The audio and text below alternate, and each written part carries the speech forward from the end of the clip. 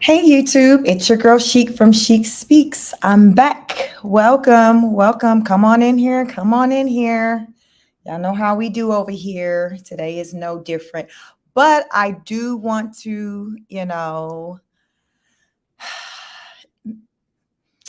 going to do something different today. We've been on our favorite flower, the rose, a lot lately. But I want to just I just want us to just brainstorm and come up with some wins about Rose. What can we say that's actually working for her? Over there in the great state of Hawaii. She's actually live right now, so we may check that out in a little bit. But I want to give you some time to come on in. Come on in, come on in, come on in, come on in. Come on in. Welcome, welcome, welcome. Don't be a stranger. Let me know where are you chiming in from, what city and state. We're going to get into it today. You know how we do over here. We get into our favorite YouTube family and we just react to content that they put out there. And today I want to take the conversation in a different direction. The rosebuds have just been budding. They found me, y'all. They found me. So, they've been, coming chasing after me all in my comments and things. Leave her alone. Leave her alone. Leave her alone. So, I want to talk about our favorite flower again, but I want to just talk about likability. What is it that many may like about her that garners a lot of support? What is she doing right? I mean, because arguably all of us have something, that maybe we can do better in. But then, we try to work and want people to find those good qualities about us. And, and we want them to be recognized. So today I'd like for us to just talk about some wins, something positive about our favorite flower, Rose. Like, what can we say about her over there? I mean, she has reached over 1 million subscribers. So that's an accomplishment in itself. Arguably, she's a businesswoman. She's not. I say she is. I say she's smart. Others say she's not. So, tomato, tomato. We debate this type of stuff going into the wee hours. Y'all know how we do over here. These live streams be long as it. They take me out. They really take me out. But we have a good time over here, and we talk. We get into some things. We help one another dissect some things. And today is no different. But today, I want to just try to. I want to try to increase my understanding as to why it is she has so many people who support her and who still ride for her, regardless of what it is that they may see her do, hear her say. I'm just trying to understand what is it that we're missing over here that has us to just be focused on this just tomfoolery. Like, because we know it's a lot. They know it's a lot too, but they love the rose. And it's like, okay, so I want to talk about Rose and just how she navigates through her life and, as of late, how she's been since the blow up, since she straight, snapped on her husband. I guess it's been like a week now since they got into it on the internet. So I came across this video that I want to react to, and I want you all to watch as well, where she's basically given background as to why she decided to record that moment. So I want to share that and I want to get your insight on, if it makes sense, do you understand? Do you think she did made the right decision? Because to me, it seems like ever since she made that decision to air out things, whether like right now she says they're lies, but it seemed like it has impacted their brand in a way to where she's constantly just windmilling, doing damage control, trying to fight off people. The rosebuds are trying to fight off people. Like, the rosebuds were already trying to fight off people, but now, y'all, child, it's on a whole nother level. It's on a whole entire level. But it was rooted in the Rose getting on the internet and sharing their personal business, meaning hers and Brett's personal business. So now the Rose is like, stop saying my husband's broke. He's not broke. He makes six figures. He bought me a $500,000 house. Don't say that. Don't say that. But child, we got that from you. Like, I don't know if people was running around calling that man broke prior to the day she snapped on him and just talked about how she bought the house, she put the money up, paid for the car, like all these things she put out there, like legit, like she put out there. So it's not like people put it out there and now she's out here trying to defend it, saying lies, lies, the lies, the lies. That is not what had happened. What had happened was you got on Beyonce's internet, hit live, and just let it all air out. And then so now you're responding to the people who caught wind of that, because she says that as soon as she hit, she went live. She said, I wasn't talking to y'all. First of all, I was talking to my husband. I decided to just record it. And then immediately after it was recorded, I took it down. But y'all weirdos screen recorded the argument, and that's how it got circulated. So her thing was, y'all shouldn't even be having this argument to even be talking about, because y'all really was supposed to just been sitting there in the background and let me just wow the hell out, because I was having a moment, because I had been drinking and I was emotional. So that's what the Rose is saying. So I have a video I want to share. Come on in. Don't be a stranger. Please like, share, subscribe. But there's a video, and it's short. It's maybe about, right under 4 minutes. And she's talking, and it looks like it was like probably not long after the blow up. I don't know. I came across it last night, so I saved it. But I just found it to be interesting because it was just something new that I hadn't heard out there pertaining to why she recorded the conversation between her and her husband, or the argument between her and her husband. So I'm about to switch over to this video. Come on in. And I'm going to share my screen, and I'm just going to play. And this is her, Rose, talking to the Rosebuds and just sharing like why she wilded out that day. So let's go.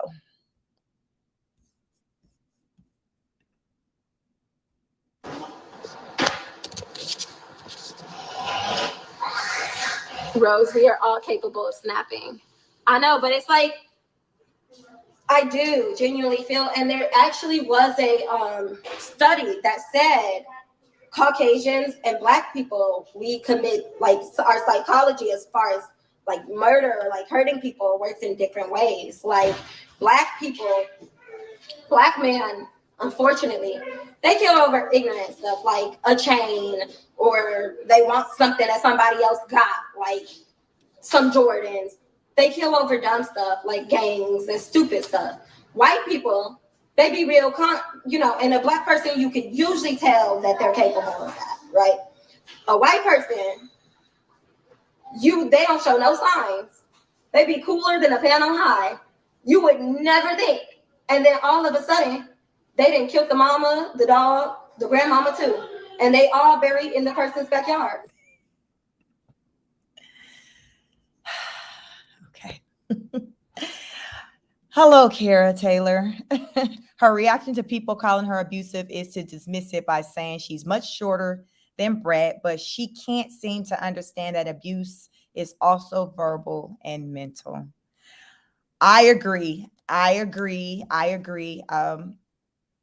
So this clip I just played, Rose is like, listen, child, Black people, Black men, before they snap, you can kind of see, and let me know if this is making sense to you, if you agree, if you disagree, if you follow.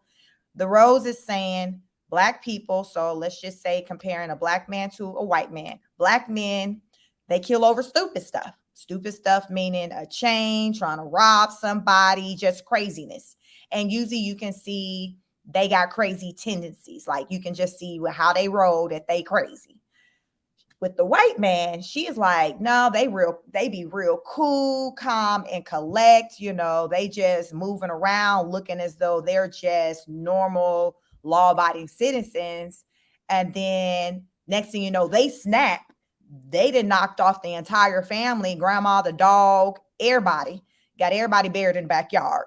And then they still going about their business and they acting like nothing ever happened. So she's saying that's the difference between how the white man roll versus the black man roll. So listen, she out here trying to protect herself. So my question is, this breakdown of how the black man operate versus the white man, did she conclude this before or after she married and procreated with a white man? Because I mean, when you look at the type of crimes that the black men do versus the white men do, you do see it's different types of crimes. Like, I'm not gonna hold you, like that is like a true state. It's different types of crimes. But the way she's breaking it down, as in, listen, you can't sleep on that white man because they'll do this, that, the third. And this is the background and justification as to why she reacted she did. My question is, were these thoughts and fears come before you decided to make a life with a white man or after? Because to me, it doesn't make sense for her to be breaking down things from this logical standpoint, but be with a man like that where you feel like, okay, he can just snap at any moment because he's a white man, and they do think they tend to snap. So I just want to put that out there for y'all. And we're gonna get back into this video. Air use. And then the police come and they be like, what happened? And the white man, he had the best testimony ever. Like, I don't know, sir. I was at work and, oh, you can ask Johnny off the street. I have no idea. I wasn't trying to be like that. So yeah, I gotta lie. And I'll let y'all know. Listen, this mother could snap.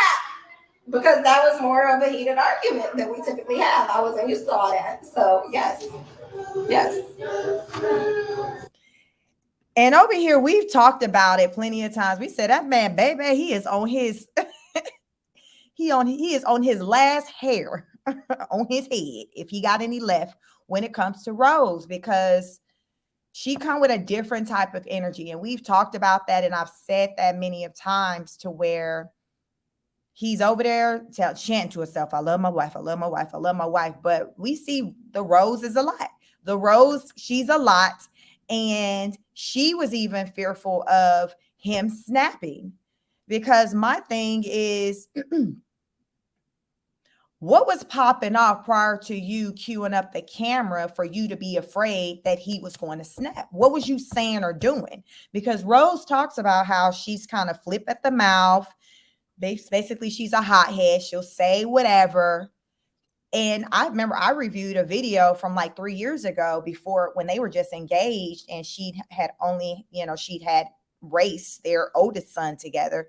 And she talked about the energy that she comes with. So my thing is, you already know what type of energy you putting off. You're not changing it. But then now you want to be afraid when this person finally reacts to the energy that you put off. So my question is the expectation for her, is it for him to just continue as he's been doing and just sit quiet? Because there's a reason why now she's fearful of, like, oh my God, like he might, be coming to this point where he tired of me, that he gonna snap. So I need to turn this phone on to make sure that if anybody see it, it's captured. But let's go back to, well, what's popping off? What are you doing to have somebody to want to snap? Because folks ain't just snapping like that. Like, there's a whole situation that will lead up to someone snapping. And sometimes the person who's behind, who getting snapped on, they want to act crazy. Like, well, what did I do? Why are you so mad all of a sudden? What the hell you mean all of a sudden? I've been wanting to just, but I've been kind of keeping my cool. So Rose is seeing that her man, her husband, Brett, is at this point to where it's like, I can't keep doing this with you. I'm human too.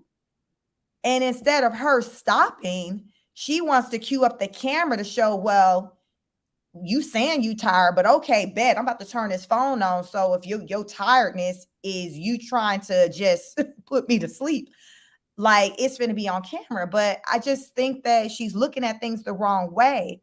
If you feel like you have to get on camera to protect yourself because you're fearful of what somebody may do, baby, you don't even need to be in that situation.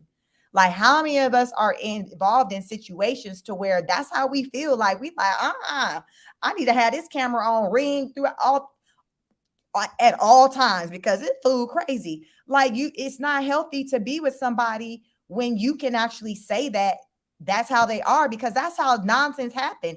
And more often than not, I believe that be how it is, where people be knowing that they dealing with a nut. They know that you know when you dealing with a nut. You knew early on. Like my thing is, somebody who crazy and nutty, y'all dating, you cannot convince me that they kept it together for beyond 90 days. I'm going to give them 90 days. That's love. Because I really feel like probably after 30 days, some of them tennis season came out. But ain't no way after 90 days, like you ain't seen the signs of crazy. Like ain't no way. Like you see it.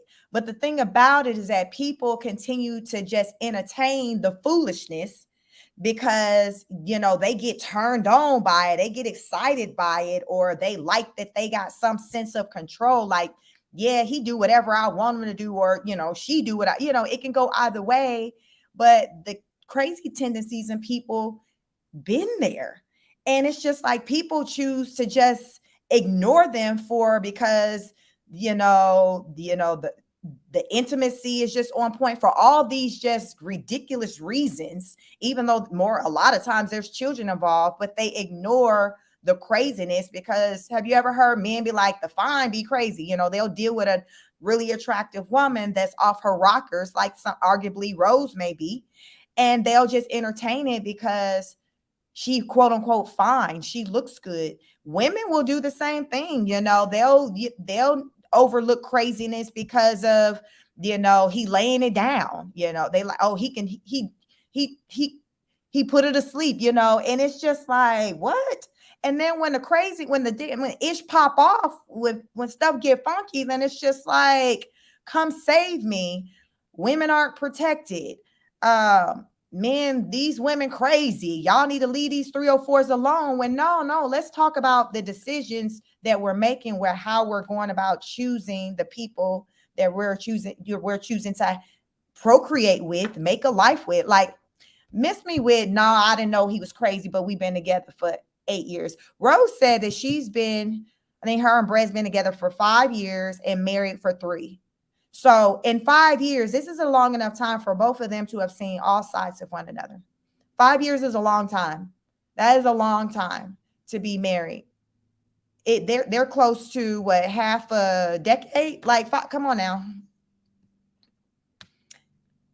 Trey asks, hey, welcome. Hi there. I have seen at least 5 reaction channels on the behavior of Rose and Brett. It's a shame. Like, there's so many out there because last night as I was just planning and thinking about the live for today and how I want to tackle it, I wanted to try to, y'all, I was sitting thinking long and hard, what is it that we can come to, like, what kind of positive spin, like what can we speak on that can be in a positive light as it pertains to this woman and her family, her husband. And, because I don't speak negatively on the kids, that's off limits. And I don't like for people in the comments to speak negatively on the kids. The babies are innocent. And I was just sitting long and hard. And so as I'm sitting, I'm just seeing all these people that has this content talking about them, reacting to their nonsense, who basically are on the same page as I am. So it just confirms that, y'all, I'm not going crazy. I'm not harassing or being a bully. I'm just over here using critical thinking and common sense.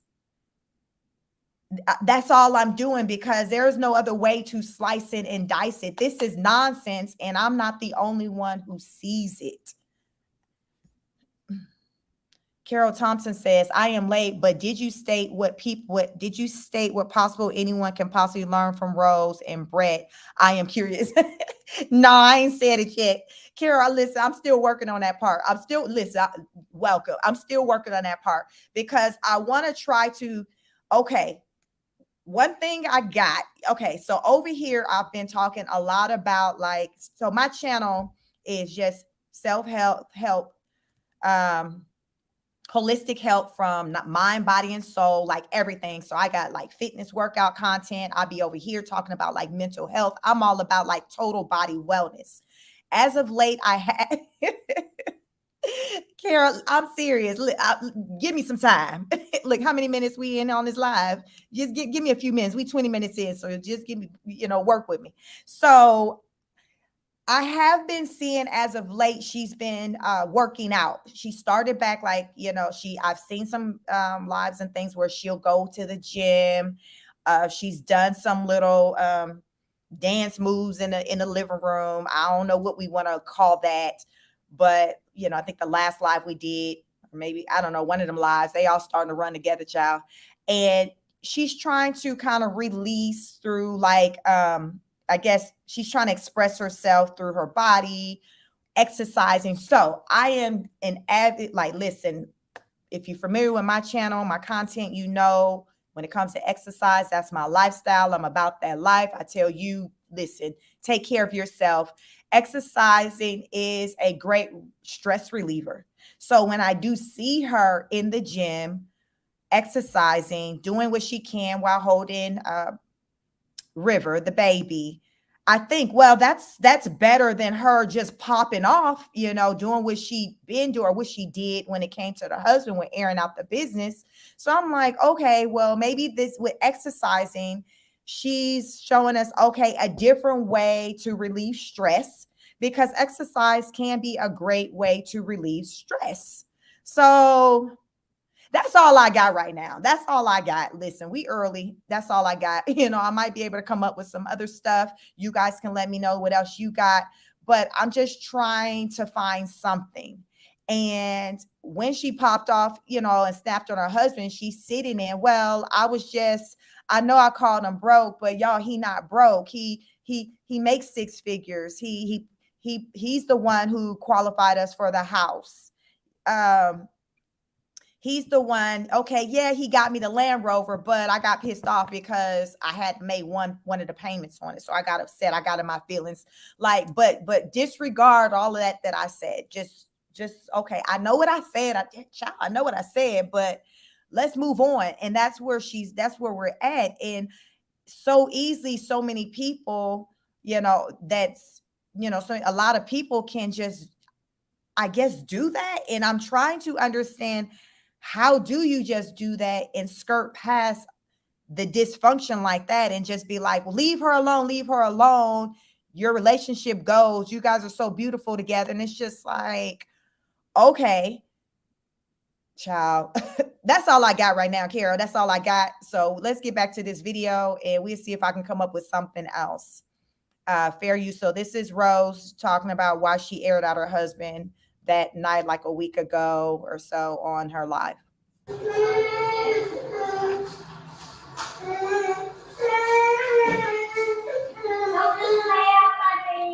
What a matter of fact, dude, bye. Y'all, girl, London, I'm blocking you. I'm blocking you, girl, because you're doing too much. Posting videos and stuff. I told y'all they can go find it on their own accord, but are you guys about to get clout off of me? Like, no. Like, go look at my YouTube video. I got the full video. No, bitch. No. You got to do your own advertisement for your YouTube video. You're not about to hop on my page. No. Silly Cabilly. What made you post the video, though? Girl, I didn't post no video. It was a live. I went on live. I told you. He said, get on live. And I got on live because, yeah, I was a little bit nervous. I didn't post the video. These weird people took, like, screen recordings of the video. I took it down right when I ended the live. It was left up for no amount of time. These people screen recorded as it was happening. I didn't know y'all. Apparently, I'm famous. I didn't know I was famous like that. So I thought I was just going live and it was gonna be out. I know. Shoot. I'm gonna change my name from Queen of Kings to Royonce. Cause that's how y'all got me feeling like I'm Beyonce out here. Y'all all taking screen recordings and videos and stuff. I'm real famous. Ew. Ew. I don't know if I like it though, to be honest. Oh no, my baby. You want to another stuff? Okay, so as we've seen, Rose had a moment where she reacted. She got into it with her husband. She got on live, recorded it. Clearly, she wasn't ready for the reaction that she got from it because, as she said, she'll just react and do stuff. So she reacted, jumped off the internet. People had screen recorded it, and then it got to circulating, and people have been reacting. So she think people are weird because it's out there. The internet is forever. Anything that you put on the internet, best believe somebody has saved it. You can't put things on the internet and then get mad that somebody saved it and want to talk about it and call them weird. No, it's on the internet. When you put something on the internet, you're choosing to invite people into your life, into your world. And that day when she went off on her husband, she said so many just things that weren't in a good light for her husband to where it's being talked about. And now she's saying, wow, I don't know if I'm liking this level of attention. I didn't realize I was that popular. Girl, you got over what at the time when that fight popped off, they already had, well, over 1 million subscribers. So how do you not think that what you put on the internet isn't going to be talked about? She had already, prior to that argument, maybe 2 weeks prior, was on the internet crying because she said she was getting bullied, I guess cyber bullied by some people, and they were trying to figure out where she lived, call defects. So for you to say, well, I didn't realize I was that popular, no, like you did know you were that popular. You're just now just trying to save face because it's out there and you don't have control over it. And as we've come to see, Rose like to control things. And it's nothing about like bashing Rose over here. It's about just pointing out what the obvious is. You can't do the absolute most and then sit back and say, stop talking about me. Stop saying those things about me. Stop saying my husband's this, that, and the third. Like, how does that work? Like, you present yourself and paint this picture of your husband. And then when people believe you and like, girl, leave him alone. He ain't this, he ain't that. And now you're like, oh, leave him alone. That's not true. Stop saying those things. You guys are weird. And it's like, huh? Like, girl, we got it. We got it from you. Like, we didn't just find this stuff on the internet because prior to her snapping on him, I hadn't seen no comments about people talking about Brett like in a negative way.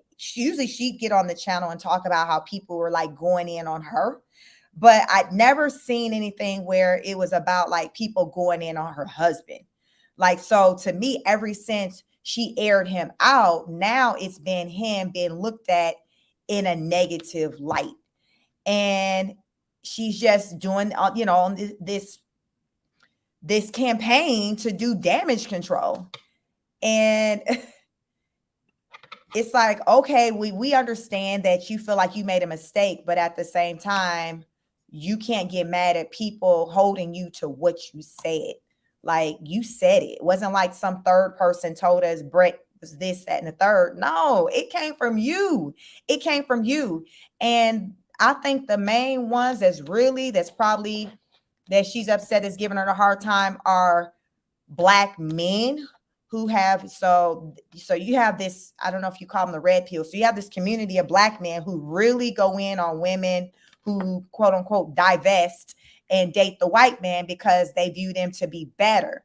So now when she put that out there about him and what many believe is the truth pertaining to the situation, because I don't care what nobody say, I believe that day she snapped on him and aired out the business, I believe that was her most honest moment to date on this internet. Like, I believe it. Nobody can make me, believe anything else. I believe what she said pertaining to him and that situation when it comes to who's holding down the household. I believed her when she's like, I am doing this. I believed her.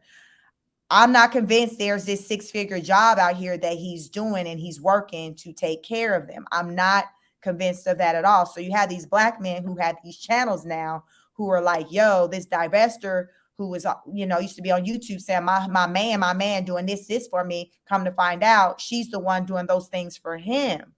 And she's just not liking that. She really impacted her brand through her shenanigans, but she wants to hold other people responsible for it. Strawberry Cream, welcome. Famous for being a jerk. Well, listen, she famous now. She famous now. Strawberry Cream says, exactly.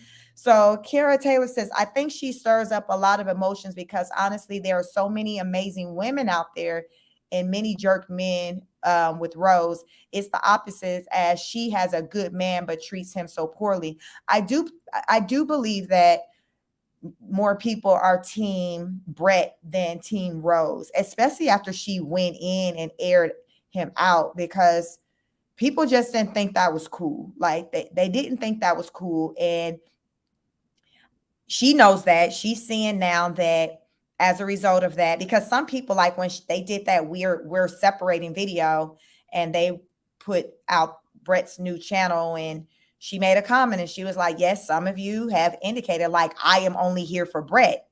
And I don't even know if Brett even gotten around to putting any content on his channel because he never left to go anywhere.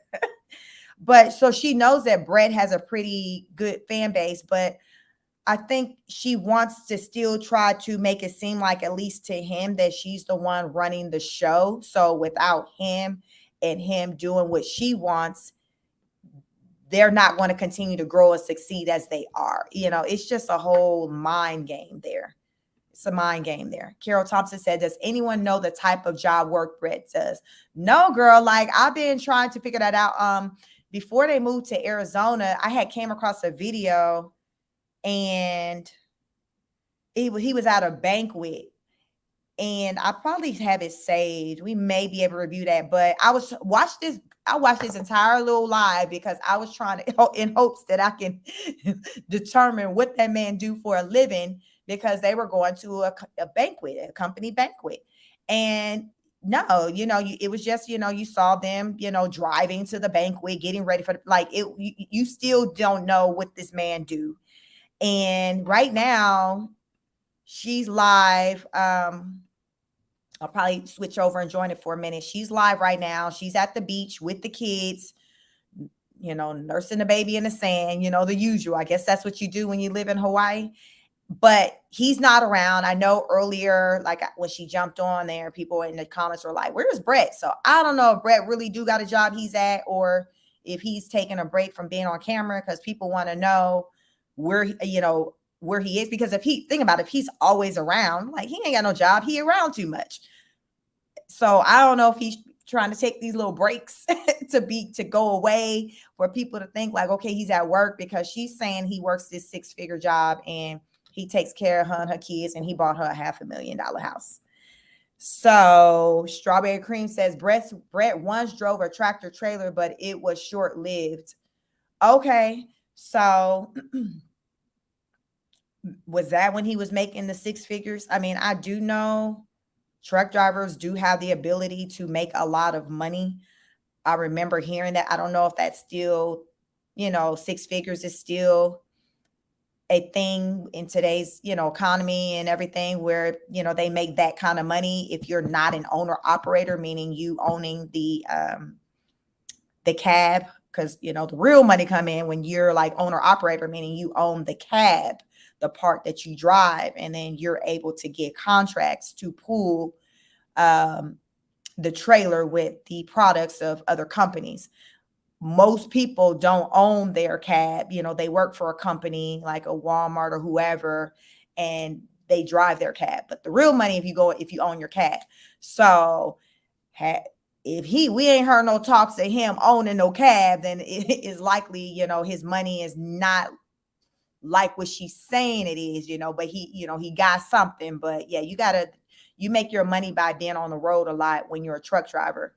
And from what I seen on for Rose content, that man wasn't gone to me for long periods of time like that, for that to make sense, for his money to just be ridiculous, because he's truck driving a truck, because he has to be out there on that road getting those miles in. That's how you're getting paid. Doja Cat says that, Kira, I thought Rose and Brett, something is insecurity, truck driving allegedly. So security to me sounds more plausible. But because remember when they met, he was doing security, at the club, the bouncer security. So when she met him, that was the line of work that he was doing. When I first earlier on started listening to Rose, maybe in the springtime, she did a like a live one morning when she was up with the kids and she was venting. But I think she mentioned on that live that he had a college degree and she had, helped him paid off his student loans and things like that. So she was just talking about in all these areas how she helped him, but she didn't say anything about his financial situation as far as what he had been able to do for the family. In that conversation, she actually was talking about like what she had been doing and how people weren't aware of it. And she wanted to bring awareness that, listen, I'm not over here just some kept woman. I do this, that, this, the third. So Rose toggles between when she wants people to think that she's sitting and this kept woman and not really doing much. And then she gets on this road of no, I do this, and that. So it's it's like she want people to see her working and her efforts, but at the same time, she want people to believe that Brett's the one holding it down and she's got her heels kicked up. So it's like, okay, which one is it? That's why I believe the day that she snapped, she actually told the truth about her situation because she got tired of lying. Like, y'all know how it is. Like sometimes the lies, it can eat you up to where you just like, F it, I'm just ready to air it all out, just living my truth. It seems like it's just more comfortable for most people to just live in their truth versus living a lie. Then they say when you tell one lie, you got to chase it with another. So child, you got to keep up with all these lies. So Rose out here, if she's lying, she got to try to keep up with all these lies. And then people break down, wait a minute, didn't you say this? No, and now you're saying this. Whereas when it's the truth, you don't have to try to remember it. It's that story is going to always be the same because it's the truth. That's kind of how it works. Trucker 911 said he's a truck driver. Okay. So you think he's still a truck driver living in Hawaii? Or was he a truck driver when they lived in Arizona? But thank you for that. Welcome. I hope you all are hitting the like button. I ain't even been paying attention to them. Let me look. Because sometimes y'all be playing with me with the likes. I ain't got no likes. If y'all can it's 12 people in here. If you can each give me a like, I would greatly appreciate it. Thank you. So Strawberry Cream said this only was for a week, so that don't add up to what was claiming. So he was driving for a week. Strawberry Cream. And okay. Trucker 911 says, I'm a trucker myself. He's 100% a truck driver, but he don't make six figures. So trucker, with you, because you understand how that money is made. What makes you say he don't make six figures? Is it for the reasons that I said? Because we see too much of his presence. Like, what makes you say he don't make six figures? Because, I broke down my understanding of how one can make that kind of money, but that's not the situation for most people that I've come to learn who drive trucks, So Strawberry Cream said each of her many personalities have stories. Shake my head. That's why she can't keep up. Well, yeah.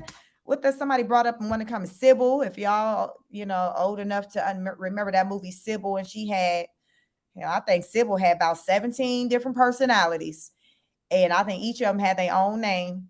But yeah, that is a thing. So I'm just over here trying to understand.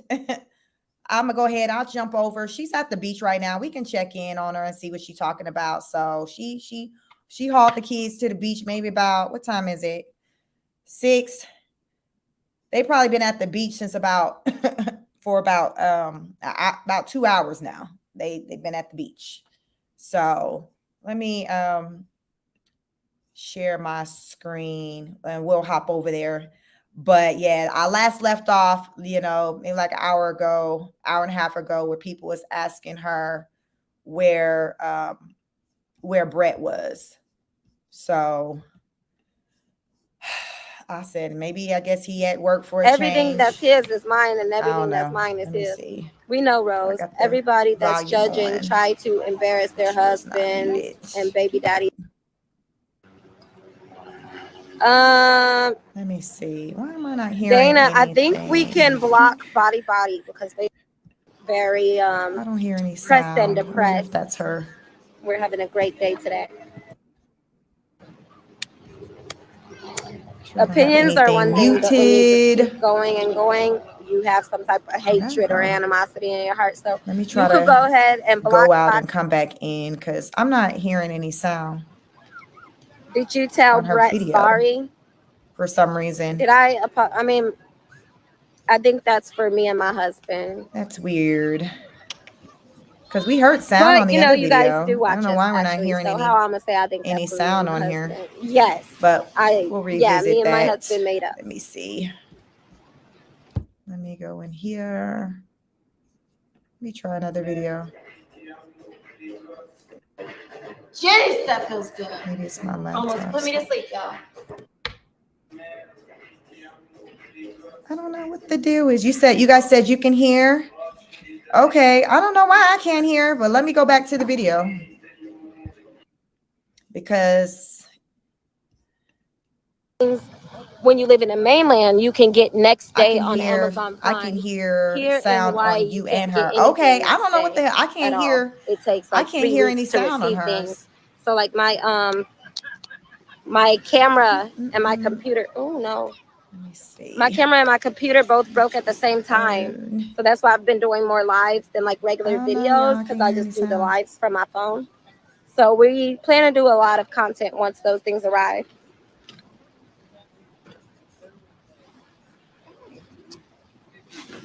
Someone said they moved the homeless people to Hawaii. That is absolutely not true. They actually moved the homeless people to the mainland, to California, out of Hawaii. That's why Native Hawaiians are so upset because about people moving here, because of gentrification. They certainly do not move the homeless people to Hawaii, my love. They move homeless people that are in Hawaii out of Hawaii and put them in California. They literally pay them to go to California.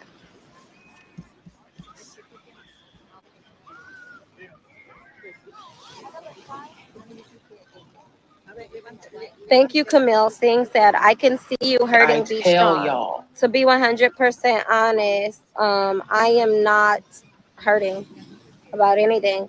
I'm kind of annoyed about so all you guys can say you can hear. I'm going to trying to use.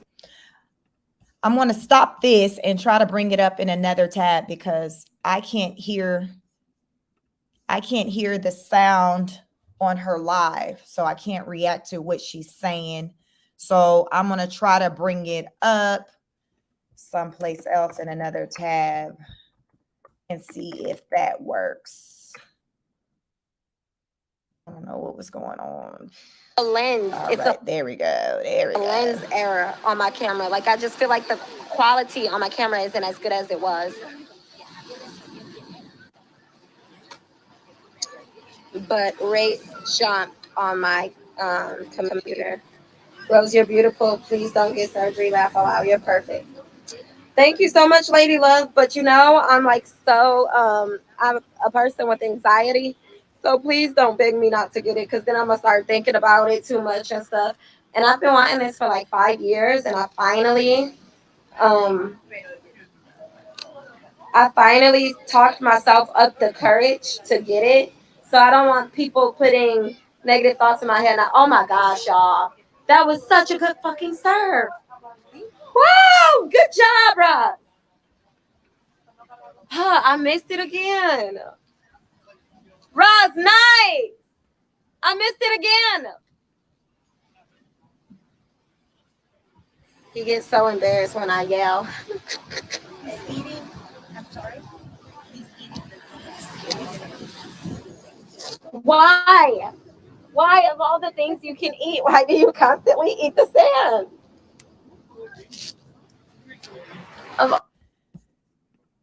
I just want to give background. Some of you may not know, about when she talks about surgery. Rose have put out there that she plans to get surgery in the first week of December. She wants to have a mommy makeover. So that's what she wants to do for her 30th birthday, which is also in December. She wants to have a mommy makeover.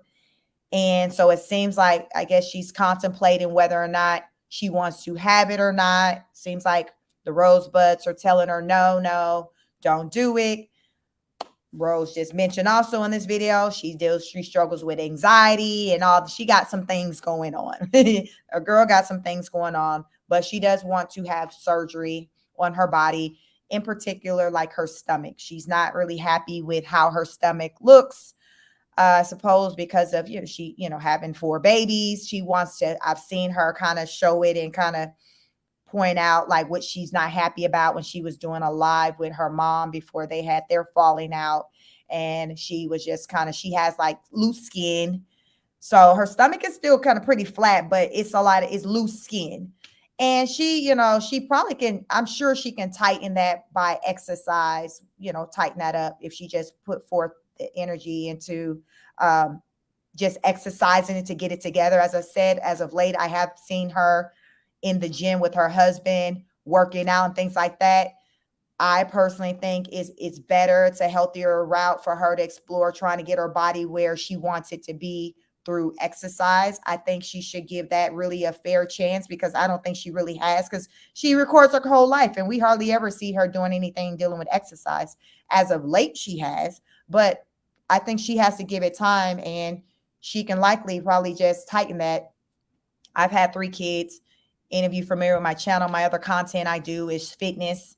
I get up every morning and I work out. Those lives are like anywhere from 20 minutes to a little more than an hour. But y'all, child, I be up just doing it, doing what you see me do. And so my whole body is all natural, no loose skin or nothing. It's just strictly from just working out at home. I don't go to no gym, nobody gym.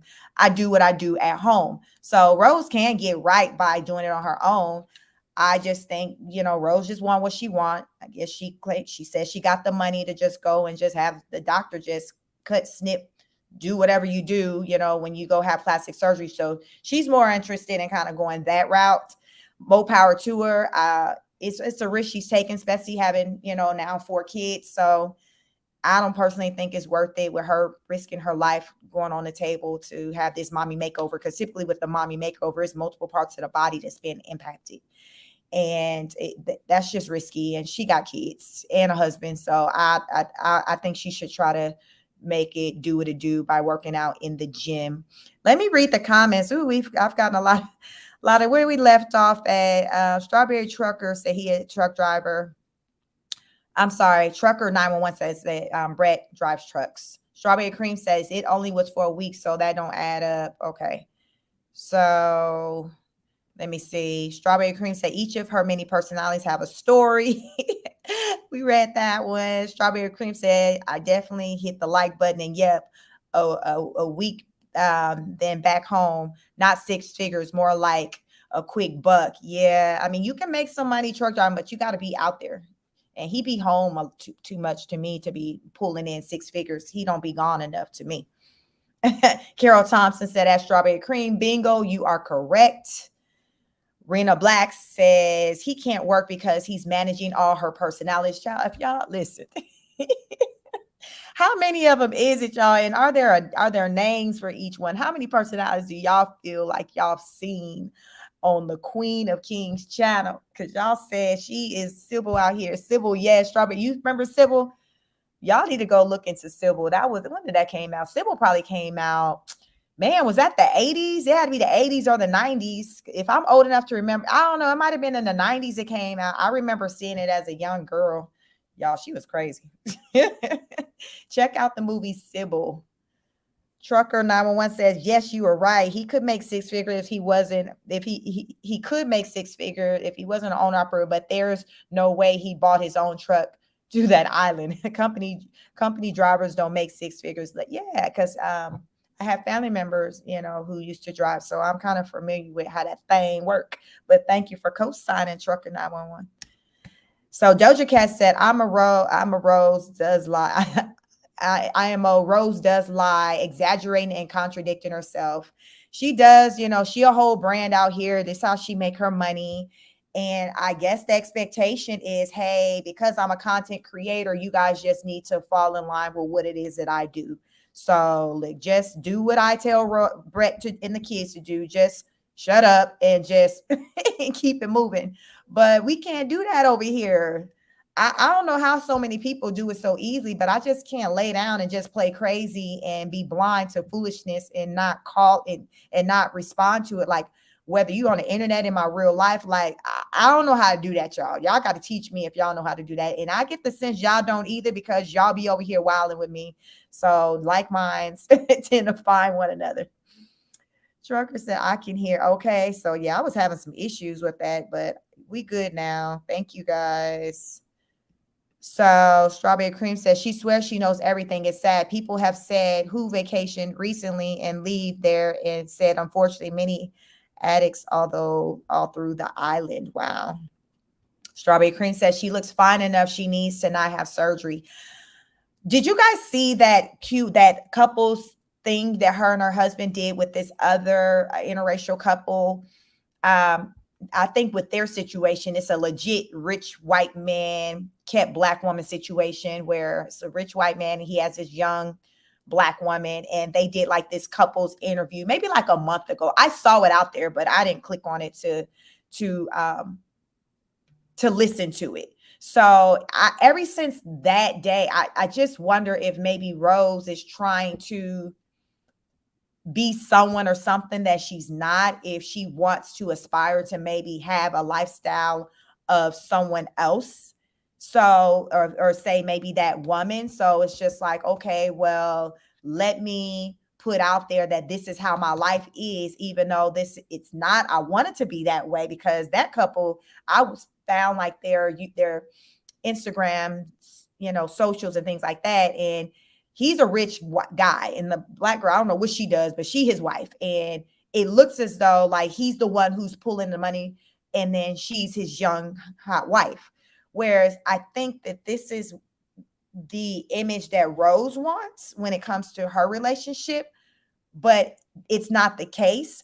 So she wants us to play crazy and go along with that being the story. What they say, fake it till you make it. Ain't that's what they say? They say fake it till you make it. Strawberry Cream said, yes, that was cringe. It was not a good look. So let's get back to, and let me turn the sound back on her live. Okay. Yeah. Yeah. Yeah. Yeah. Yeah.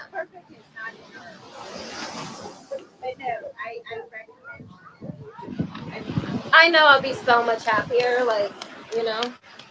And I'm a very body positive person. I'm not a person that like wants to be a mom and then just like start dressing like a nun. Like I still want to be sexy and beautiful and like on a yacht with my husband. Yeah.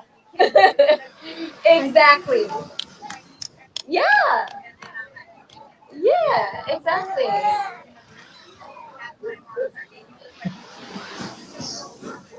Oh, thank you. Y'all, River cutting up. He about to jump out her arms. But can you guys see the comments on here? It's a beautiful woman and her mom. I'm on live. Sorry. A beautiful woman and her mom. And her mom is like, she looks like she's 18. When she gets her boobs done, she's going to be gorgeous. I really feel it. So I had him, and I got a little bit like, you can get, I'm not diagnosed with postpartum depression, but I feel like I got a little bit of that after I had him. And so I cut all my hair off. I moved to Hawaii. And I'm like, why did I cut my hair off my hair? Yeah. So then you look in a mirror and you feel like an identity crisis. Like, where am I?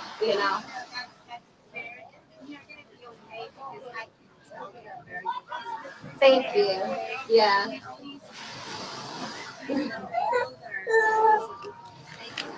Thank you so much.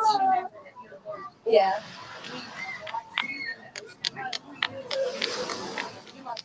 Shut up. Thank you. Thank you. Thank you so much. So if on top of that, this is so big on the outside. Yeah. Yeah. Yes, and I'm talking to you. Yes, girl. All of them for 2 years each. So. You know what I see like this, I have a 13-year-old, I have a 7-year-old. Look at them now, Your collagen. Exactly. Yes. Yes. That's so funny. There's my collagen right here.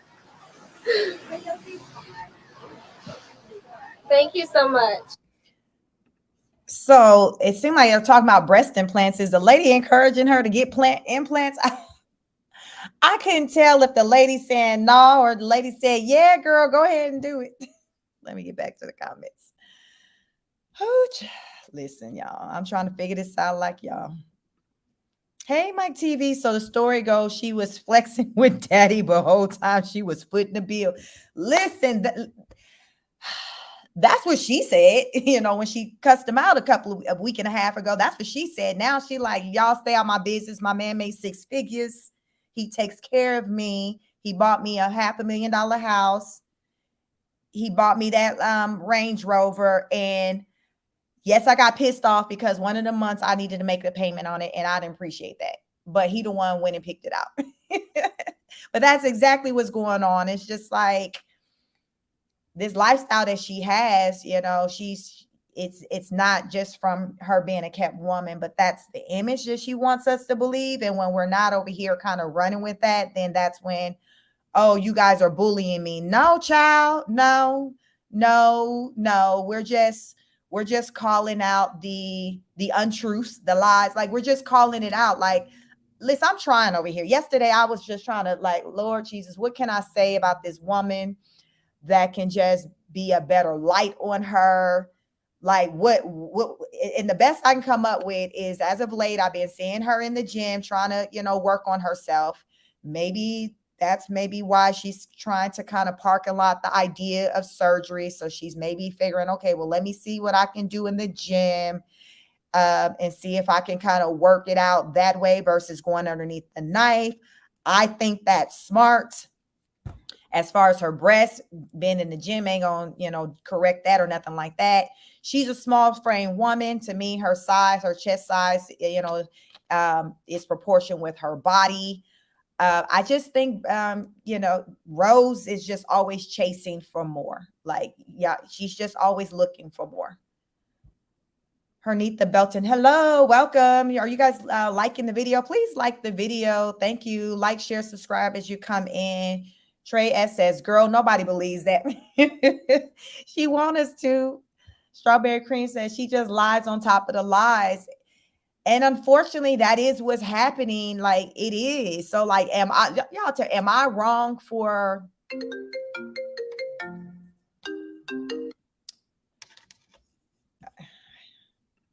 Sorry, I had a call coming in, put my phone on do not disturb. Am I wrong for like calling out the lies? Like, what am I, y'all, what I'm supposed to do over here? Y'all help me. Tell me what I need to be doing, because y'all, compared to these other reaction channels talking about her, like, y'all, you would think I'm related to her. I'm her sister. As much grace that I give her. Like, I don't call her out her name. I don't say nothing disrespectful, nothing like that. Like, these other people be like straight going in. I don't do that. Like, I'm legit over here trying to damn psychoanalyze her just with using my background of clinical mental health counseling. Your girl over here got a whole master's degree in clinical mental health counseling. So I know mental health. So I'm over here speaking to things from that perspective. Nothing else. It's not personal. It's just, I'm just speaking to the presenting symptoms that she's showing for just different various mental health disorders. And she said that she struggles with anxiety, and anxiety is a very common mental health disorder that people struggle with. So it is a thing. It is a thing. The question is, what do you do to manage that? Like, because you can't rely on, okay, cussing somebody smooth the hell out. That's not how you manage that. So you have to be responsible for your own health. And if you know you got some things going on, you got to stop and deal with it. You can't spaz out and then expect for people to just move along with it and still be good with you after you didn't air them out. Like, no, I'm wondering how Brett's family is feeling about her after she did what she did. Like, are they looking at her side eye? Cause they like, what the hell? Like, listen, we just got questions over here and I'm trying my best to find some answers. That's all I can do. That's all I can do. Chick Life said, hey lady, hey Chad, hello, welcome.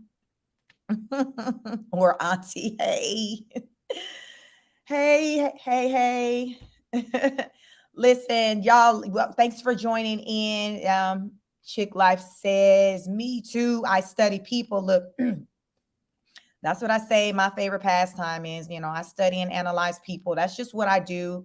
It just helps me understand what goes on, what studying people to me helps me understand people better as I'm coming in encounter with them. Like, listen, it's helping me like to understand what I'm working with. Like, what the hell, what is this standing before me? What are they giving? So I'm studying like how they move, what they're saying, and what they're saying, lining up with their actions, all of that. It's a way that I protect myself. So I think it's a good thing for people to do is just pay attention to people, pay attention to their actions. Do their actions line up with what they're saying? Don't just get caught up in what they're saying and just completely ignore their actions, because I think that's what's happening on her channel over there. People are just straight ignoring the actions because they're just caught up in what she's saying and they're so fixated on her and they're living vicariously through her. There's so many people who live vicariously through other people, and it can be very unhealthy. And this is what you get, you get delusional people and they show up in your comments like, leave her alone, she's great, she's awesome, and it's just like, well, no, she's unstable. She's unstable and she's not a good look for the community as a collective on the internet. Like, a lot of this stuff, she needs to just take it off of the internet and deal with it. She was telling this stranger she was talking to on the beach that she thinks she's going through postpartum. That is a real thing. That wasn't my story with, following having 3 children, but I do understand that is a thing. If that is a thing, go deal with it. Deal with it properly. You can't deal with it by just spazzing out, going on the internet, wilding, and then coming back and telling people to mind their own business and stop spreading lies when they're just spreading the story that you put out there. Like, how does that work? It's delusional. It makes you just look that much more unbalanced. So I think the more that she argues with people on the internet, the more unbalanced it has her to look, because it's not like when she's on the internet defending herself, it's coming from the way of, okay, yes, you all, I know I did this. I effed up.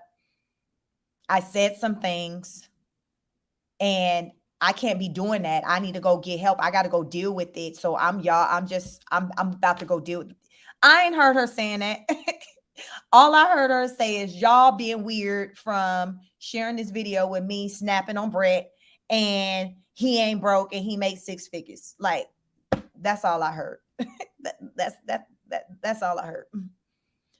Strawberry Cream said, I believe she's in her own fantasy land, total denial, or do what it do, get the bag, YouTube money. Yeah, there's so many. I mean, yes, I think that the more followers she garnered, because I think she got probably over 400,000 TikTok followers. I don't even really use TikTok. So I just seen someone do a review on her today and they showed her TikTok account and she had like over 400 followers over there. I think she's addicted to the internet. We're seeing, the results of that.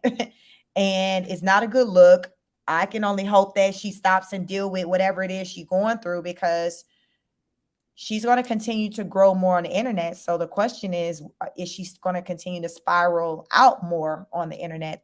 As the longer she stays on the internet, the more popular she becomes on the internet. Because in that short video that we watched early on, some of you probably didn't see it. I can replay it. she talked about she didn't think she would get as much attention as she did from that video that was out there with her snapping on Brett. She was like, she feeling like Beyonce out there, and she really don't like the feeling of the type of attention. I think Rose likes attention, but she wants to control the type of attention that she gets. So she wants the attention, but she wants it focused on, okay, people looking at her from more of a goals standpoint versus people looking at her from the dysfunction standpoint. And I think she's seeing that it's more people that's looking at her from the lens of dysfunction versus the lens of like goals, somebody I want to be like. And I think that's the problem she has right now. So she's really working hard to try to change that. Doja Cat says, Rose says she has a therapist. I don't think she's telling the truth. She also said she had an appointment with the therapist at 2 p.m. today, but she's at the beach. Child, like, I think she's just doing damage control. I think that I wouldn't be surprised if my content, because I've been talking a lot about her mental health and making recommendations. I would not be surprised if somehow she's seen some of my content where I have done reviews on her and listened to some of the things that I've talked about. With that being said, I think that in her own life, she's just trying to low-key address some of those things to show, oh, okay, yeah, I am working on that. Since she knows that those are some things that are, these are suggestions that people are making. She's kind of trying to make it seem like maybe on her own, yeah, I've decided to go see a therapist, when in actuality, it may not necessarily be these ideas that she's coming up with her own, because she really don't feel like she needs to go do all that. It's her trying to appease the people to get them off her neck, because it's like the world, and she got over 1 million followers, like subscribers, like the world is on her neck. And a lot of these people aren't followers. They're not even a part of I'm not a subscriber of hers. So I'm not even one of the 1 million plus. I'm just some other person who's reviewing her content. So she's like, okay, I got way more eyes on me now, but I don't like what they're saying. I need to change this narrative. I don't like this. So now she's trying to change that narrative the best she can. And so she's trying to speak the language that people are going to be here for. She's like, okay, they want to hear me say, I'm going to get help. So I'm going to put that out there and tell them I'm going to go see a therapist, because she don't want these people to go away. She don't want the money to go away. So, she's in survival mode right now. Chick Life says at Doja Cat, I think the same thing. She's just saying anything. Yeah. Well, they say action speaks louder than words. Thank you, Doja Cat. Please like the video. Thank you. I appreciate you. Action speaks louder than words. So we're going to be able to tell if she's changing by her actions, what we see her doing on the internet. Like, that's going to be that's the only way, because otherwise we can't go off of what she says, because we've seen that doesn't line up. That don't line up. Strawberry Cream says it's all sad either way. She out slicked herself and don't know how to back out of it. It's a mess. Yes. Like, she had this plan to create this lifestyle, present this lifestyle to us that was just fake. So fiction, it was like, okay, I'm going to present this lifestyle and get people to buy in on it. But she got pissed off. The truth came out. So now people are now like, wait a minute, like, was any of that true? Were you just making up that? So she's getting hit with all these questions, because I had her chat up on that live that was going on, because I wanted you all, hopefully you were able to maybe see, but in the comments, there are a lot of people who are just side-eye and just looking at her like, girl, like, what are you doing? So there's a lot of people that's not here for her mess. They're in her chat saying whatever. I don't do that. I'll go and watch and look in the background, but I don't go in her chat. I've never gone in her chat and said anything to her. So, and I'm not going to start doing that. So I'm definitely not someone who's going out harassing her, but I am paying attention to what she's doing. And I'm paying attention to how people are responding to her. And people aren't necessarily responding to her in the most favorable ways on these chats. We see a couple of maybe 1.5, 2,000, 1 to 2,000 people in these chats, but everybody's not in there just saying, "Oh, I love you, Rose." There are a lot of people in there just calling her out on her mess. Remember, I had been wondering, who's Dana? Who's this Dana person? So it looks like Dana looks like is the only moderator I really seen over there. So Dana is her moderator. Recently on a live, I heard her saying how she wants to meet Dana because she loves how Dana just holds her down. So Dana is over there just whatever madness and foolishness that Rose is on, Dana is over there just with it. Like if Rose say that it's all good, I'm with you, Rose, then it's all good. And anybody who say it's not all good, I'm gonna address them. They're gonna get blocked, this, that, and the third. Dana's over there following whatever narrative that Rose is going with. And that's just crazy because it has me to wonder, like, well, what kind of person is this to where somebody is operating from an unhealthy place and in delusion and you following right on with it? Like, what? And so Rose is like, oh, telling Dana, it was one live I caught. And she's like, oh, I really want to meet you. Like, I want to meet you in person because Rose just really loves how this woman is just like, listen, if you say you stable, I believe you stable. Like this woman, this Dana, I believe it's a woman, because I think the lady said, I think she had put a picture up because people was trying to say that she was somebody she wasn't. I don't know, questioning her identity because I guess she was going so hard on Rose.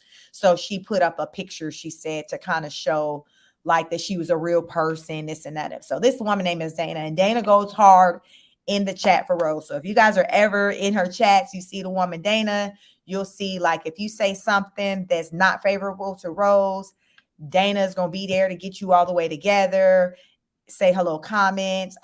May even block you, but she's over there like a ninja for Rose and Brett. And it's just crazy because it's just like, wow, like you're just going along with the madness regardless, just because this is somebody who's living a quote unquote a lifestyle that you probably wish you could live, or because she's in Hawaii. It's just crazy. People will really live vicariously through other people regardless of the nonsense, just because.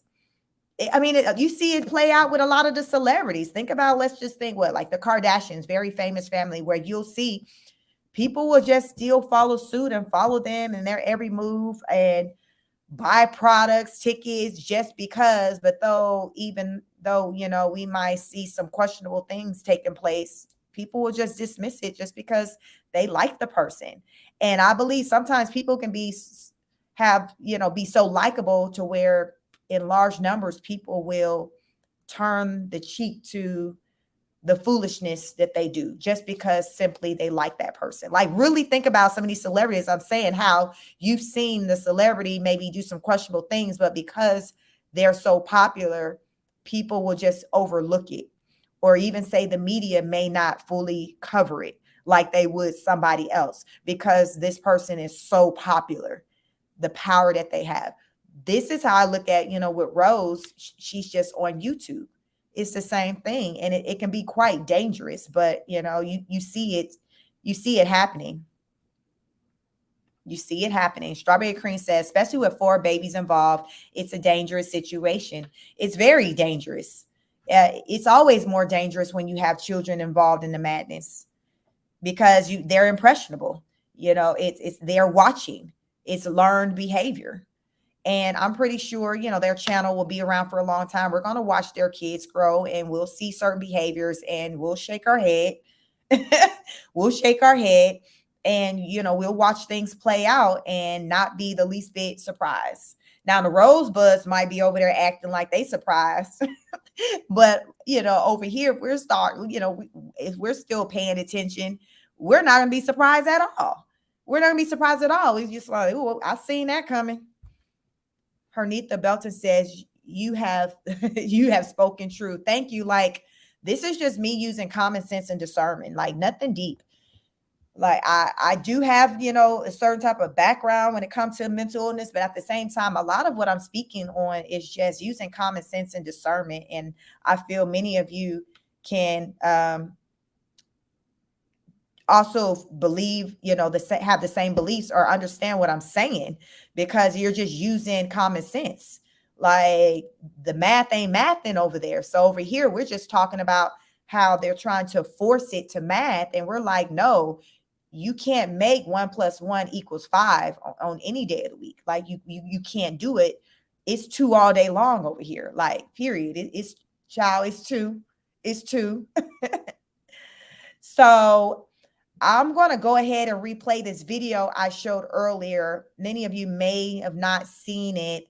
And it was Rose giving a justification as to why she went on live and aired out her husband.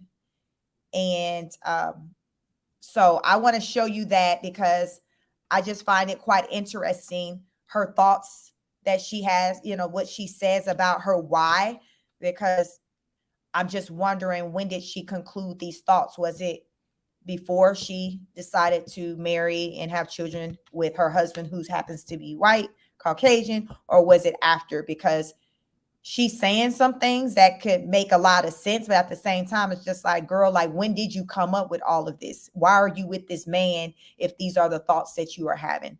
So fair use, we're going to get into this video over here, and it's just like less than 4 minutes, but I just want to play it again for those of you who weren't here when I played it at the very beginning of this live, because we're right now 1 hour and 16 minutes in. So we're going to play this video again of Rose.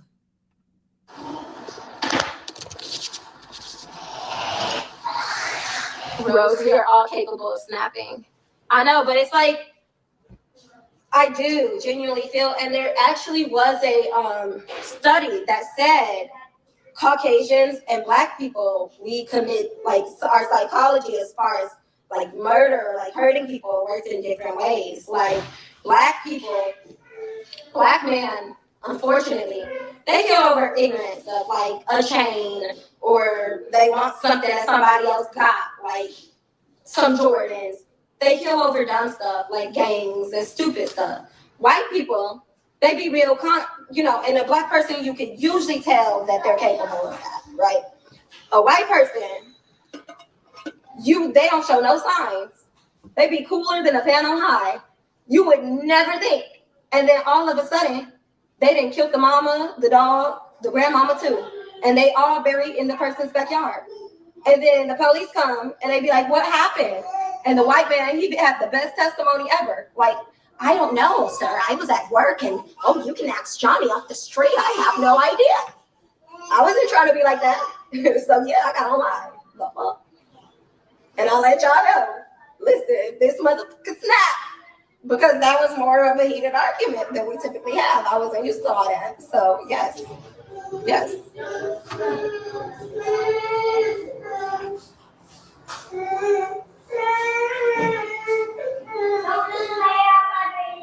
What a matter of fact, dude. Bye. Y'all are, girl, London, I'm blocking you. I'm blocking you, girl, because you're doing too much. Posting videos and stuff.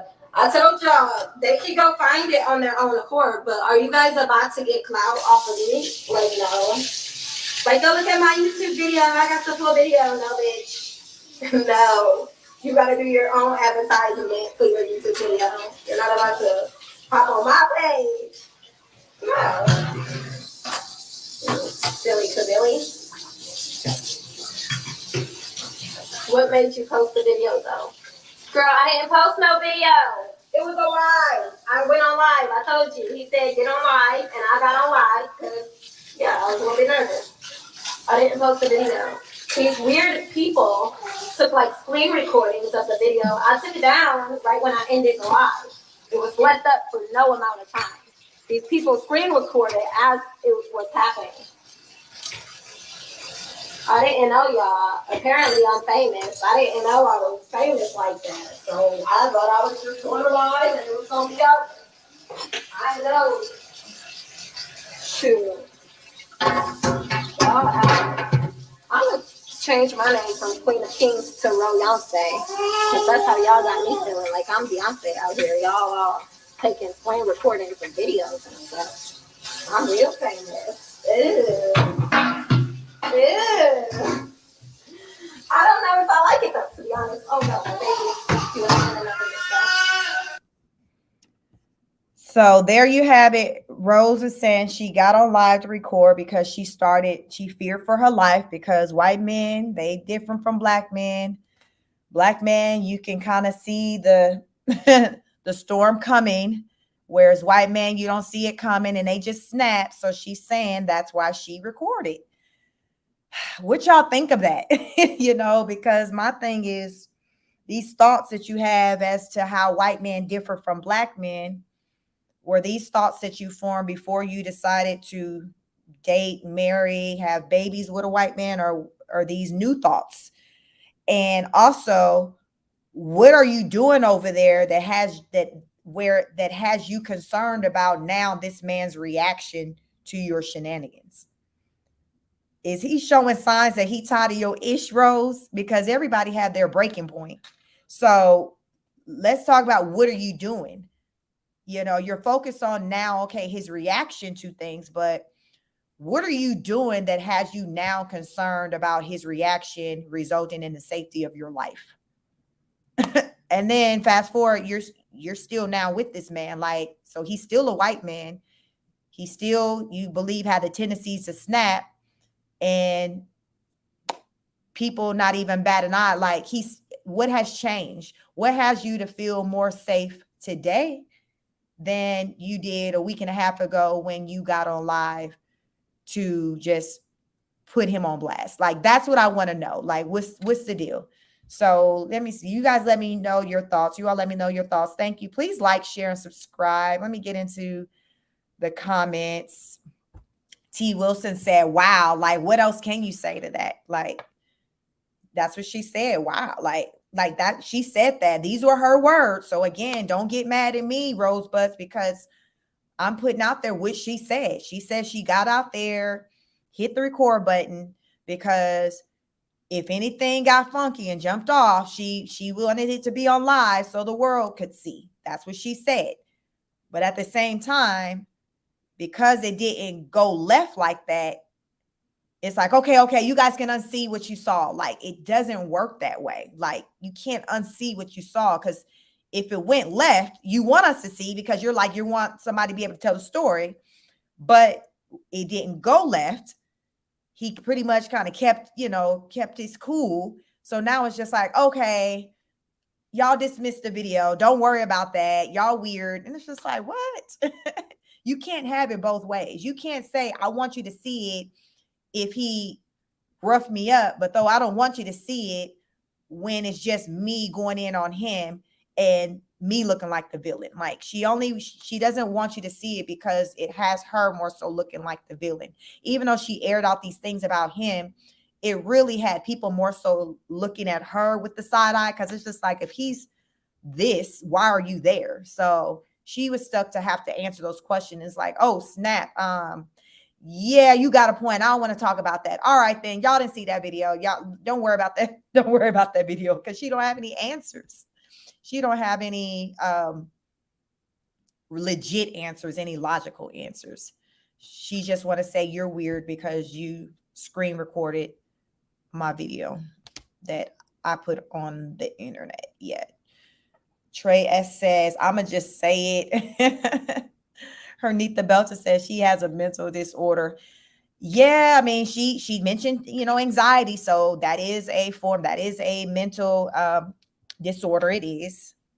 It's in the DSM-5 book. The DSM book is the mental health book. This DSM. So that's a book I had to study and all of that when I was in school, working on my degree, my master's degree in clinical mental health counseling.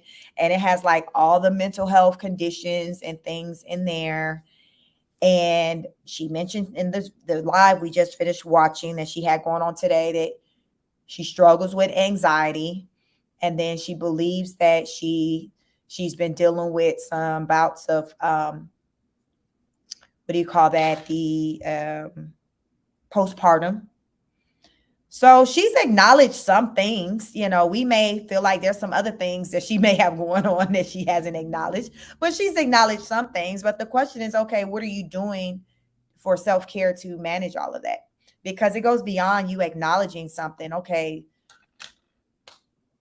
you can acknowledge you fat. Okay, well, what are you doing about that? Like, it's so many things that you can acknowledge, but let's carry the conversation on. Like, what are you doing about that? If you're wanting to see change, like, what are you doing to get, to see that change? Like, what are you doing? You can't talk about it. You got to be about it, right? T. Wilson said her Neath the 100.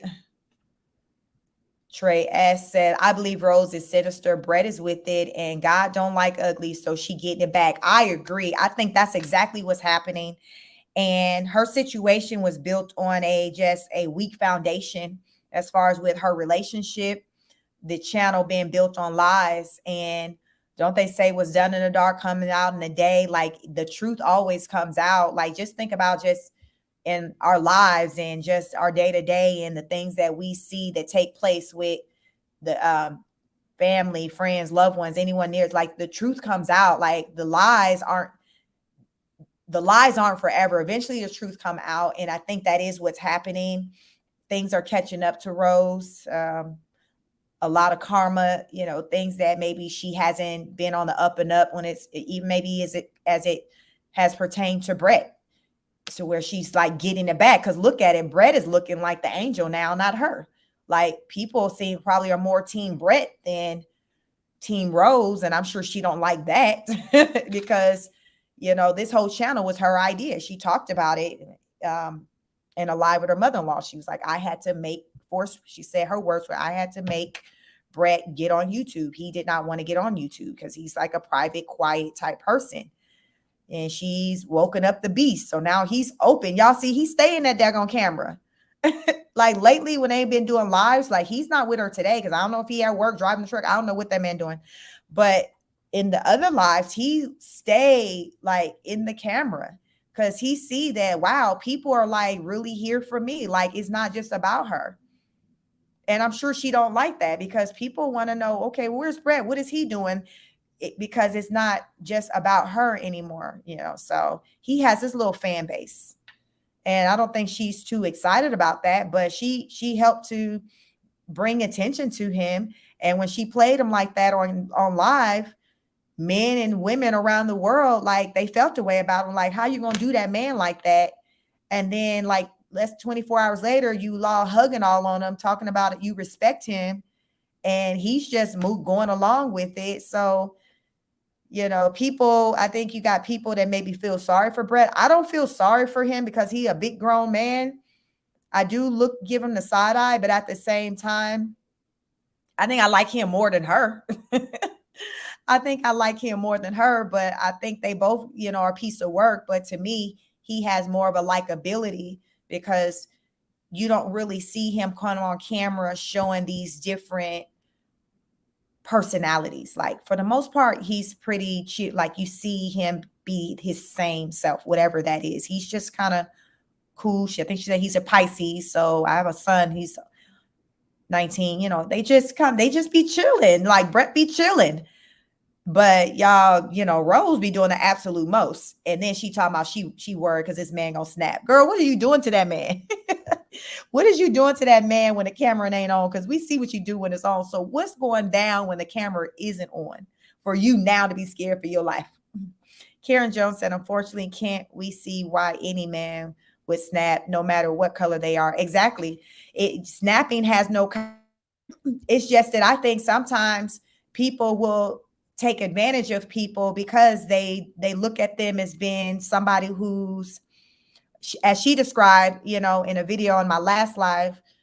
I came across a video from like 3 years ago. She was doing a Q&A with Rosebuzz. I don't even know how many subscribers they had then, but they were like way smaller than what they are now. And she said one thing she wished she can change about him is that she wished he would be more rah-rah. He's too laid back, she said. and she want him to kind of show you like to stand up and speak up for himself more. So I think because he has that personality trait, she takes advantage of that. And she's been doing it for years now. She's so accustomed to it. So now she's concerned about him snapping because she knows what she's been doing for years. She knows. She knows that, it's only so much someone can take, but she's still poking the bear. T. Wilson said, Karen 100. Yvonne McGowan, welcome. Rose can't keep up with her own lies. She trying. She out here trying, but she's struggling, but she trying. T. Wilson said, I wouldn't be surprised if Brett is leaving as of now instead of working. Child, we need to see if, I need to try to figure, let me try to see if do you all know his YouTube channel? I think it's called The Brett Show. I wonder, did he ever post any let me do a quick search to see if he ever posted any content on his channel. But wouldn't that be some ish if he was over there moving out while she over at the doggone beach nursing? Let me see. The Brett Show. I think it was called The Brett Show. I typed it in and I don't see anything coming up later. Drop it in a comment if you know what Brett's channel is and if he has any content over there, because on that video we separated. They said the name of his channel and he had like little more than 2,000 subscribers then, but there was no content. So I'm wondering if that channel is just sitting over there until the next time they go through it. And then she tell them to go get your ish and get going and go get your own channel. Like, because there was no content there the last time I saw it, but that was like a week ago, like just coming off of, when they had their blow up. But that would be something if he's plotting. I mean, like I said, I feel like if Brett leaves, he's leaving when he got another woman. I don't see him leaving before securing another relationship. He doesn't come off to me as the type of man that can just stand on his own like that. What he need to do, he need to be trying to surprise us to show us that he can, and he can go on about his business and not have ties to a woman and just focus on getting his stuff in order. But the Brett that I see show up now, that's not what he gives. He gives to me as like follower, like he's a big burly man, but he gives to me like he's someone that needs to be led and told what to do, and that needs to be guided. And Rose guides him.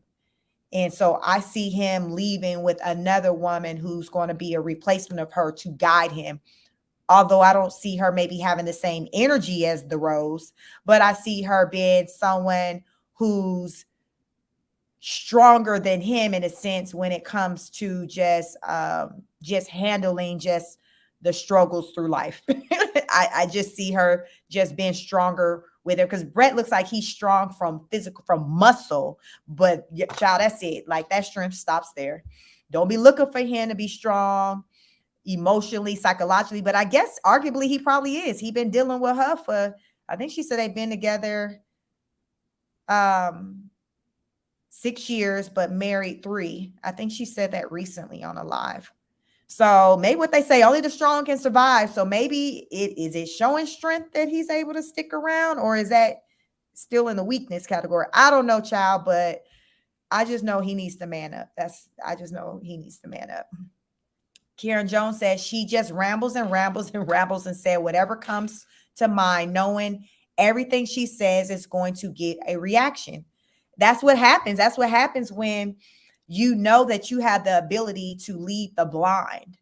Like Rose is out here living a life.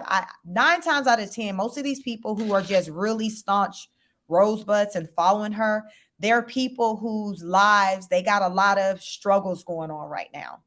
And Rose, when they look at Rose's life and see how she's living, it's making them feel, it's like giving them hope. Like she's in Hawaii. So like someone early in the comments, like, oh, I'm so thankful and appreciative of you showing us what Hawaii looks like.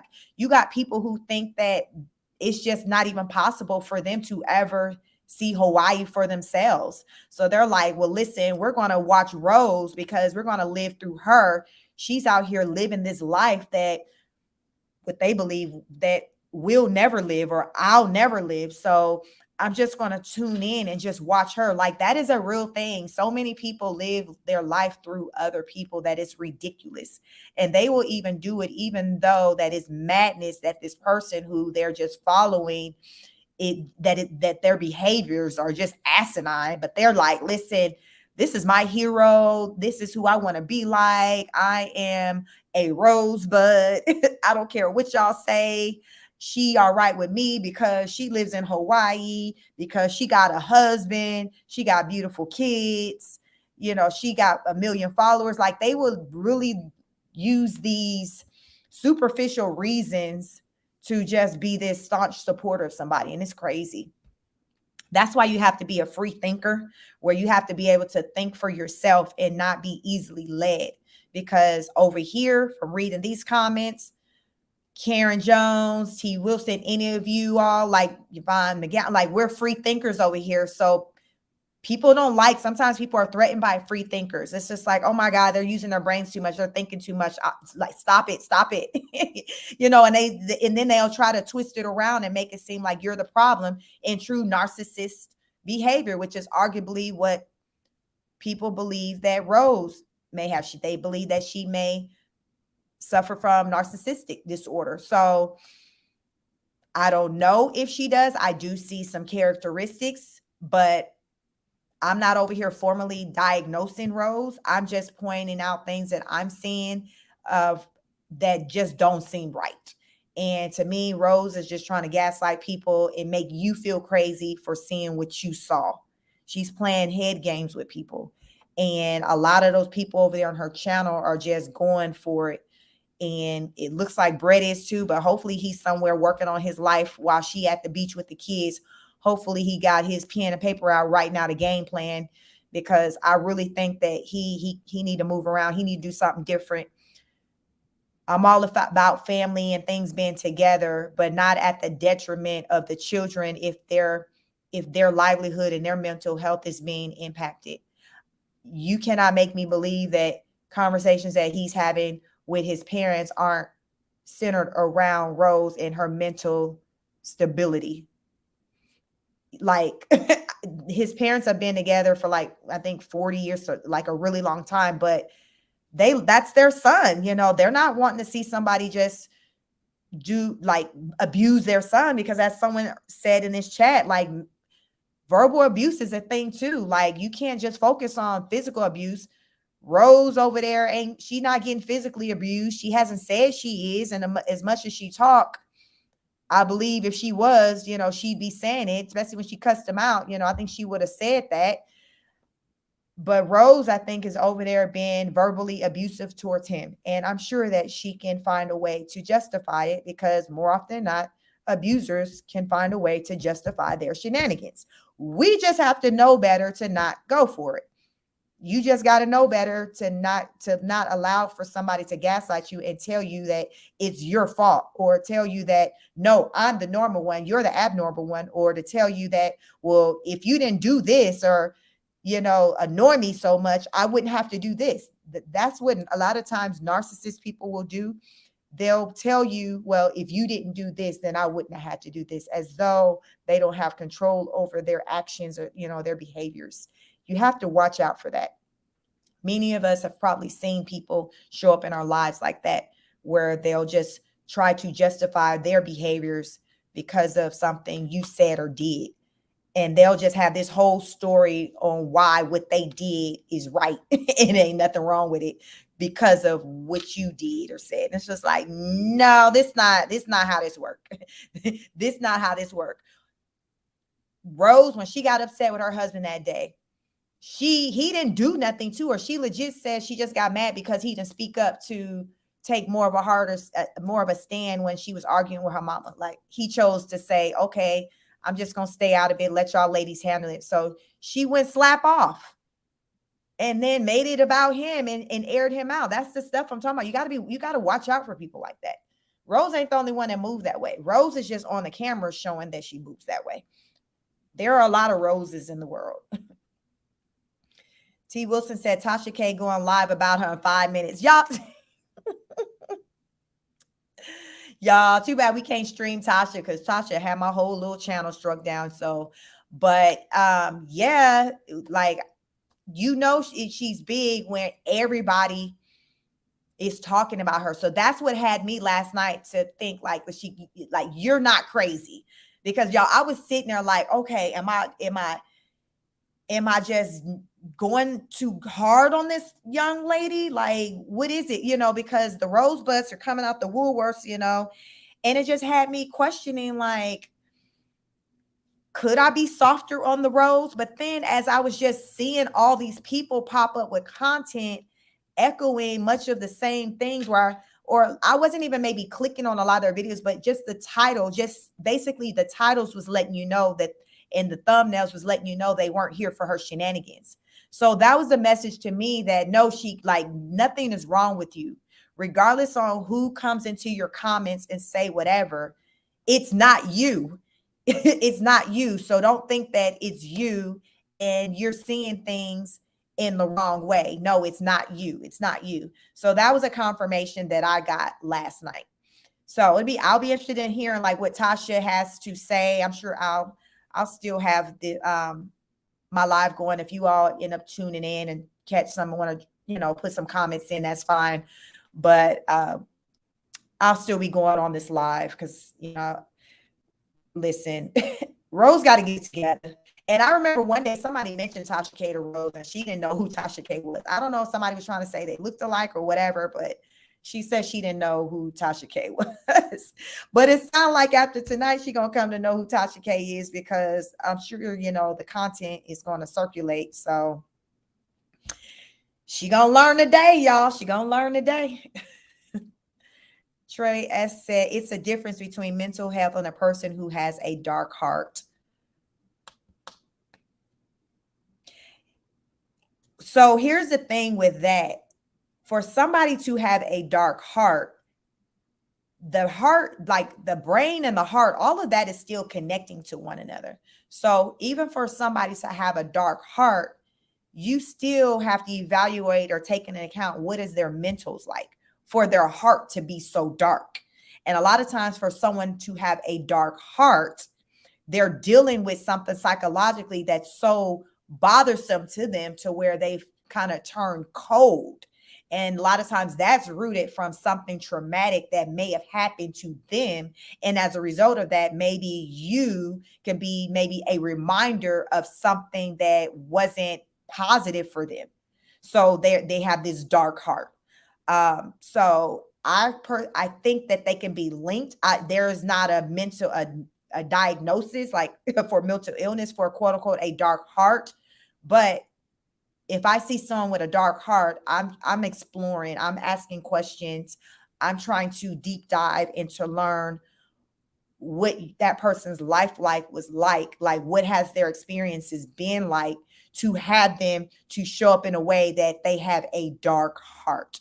Where did the disappointment, was there like great disappointment in their life? Did someone do something to them that hurt them, which a lot of times, as I say, can be linked to that PTSD, post-traumatic stress disorder, where something happened to them. So yeah, so it's a fine line with that one. It's a fine line with that one. But I think sometimes a person who has a dark heart, many may look at that, because to me that's more of a surface thing, and they may not deep dive into the mental health aspect. But y'all, I be deep diving out here, so I know I go deeper than your average person. This is just how my brain works. So I'm always kind of going deep, which is what prompted me to go to school, for, counseling, mental health and things, because I'm always trying to deep dive and understand a person. Doja Cat said bipolar. She does come off. She does come off with some of those, those symptoms, those characteristics. I do see them. You got different levels to bipolar. I don't see a severe case. I see more of a more mild case, but I see that just the inconsistency with her emotions. But she has acknowledged that she does, have anger issues. She gets upset easily. So she got some things. She got some things going on with her. She got some things. She probably got some things going on with her that she can take a prescription for. Now, whether or not she's doing it or not, but she got some things that she definitely got some things going on. We gonna just say leave it at that. Tanae said, "Well, it was like this when they were in Arizona." Well, was it like this when they were in Arizona? Were there hits of this? So when they were in Arizona, to me, she was more on code of my man, he's taking care of me. Zaddy's doing what the black man don't do. He's doing what my first husband. What gets me is how she refers to her ex-husband now as her baby daddy. I have a video. Maybe we can review it. You guys let me know in the comments if you want me to get into. I came across a video and it's not, maybe it's like 12 minutes. And she talked about how her ex-in-laws almost ruined her marriage, almost sent her and Brett to divorce court. Y'all want me to bring that up? Let me know in the comments if you want to see that video where she talks about her in-laws, the situation that happened with them, and how her and Brett got into it and they almost went to divorce court. So this happened back when they were still residents of Arizona. So this was pre-Hawaii today. So what they showed on the internet was just everything was kind of like all good in the hood. It's really Hawaii is now where things kind of are like starting to, unfold, us seeing really the truth of, their situation. Strawberry Cream said, at this point, we feel sorry for Brett.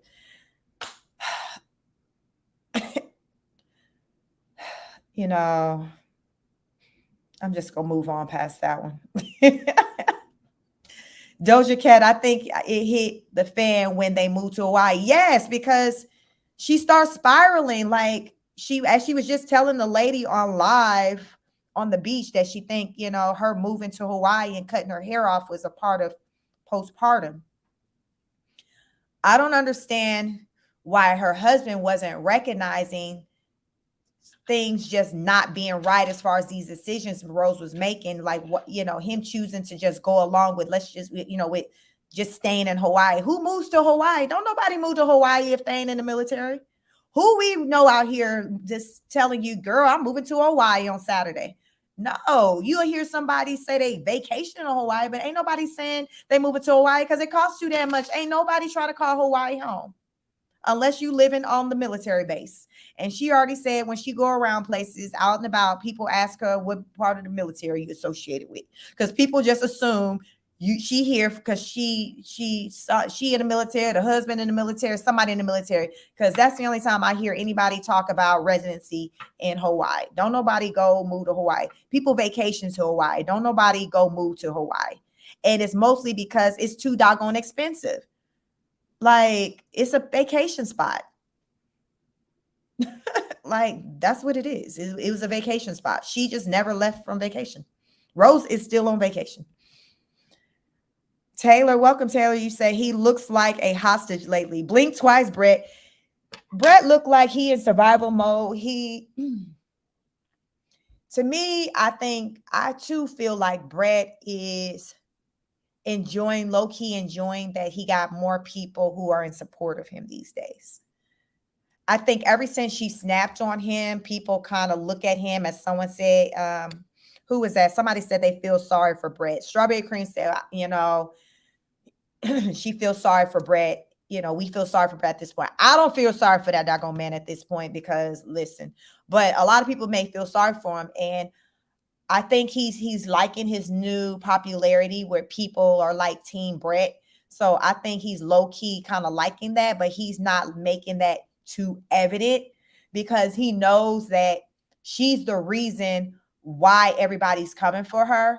And I think he's kind of sitting in that like, you did that, not me. You messed up the bag, not me. Because any other time she's probably quick to point a finger at him on being at fault for something, not doing right.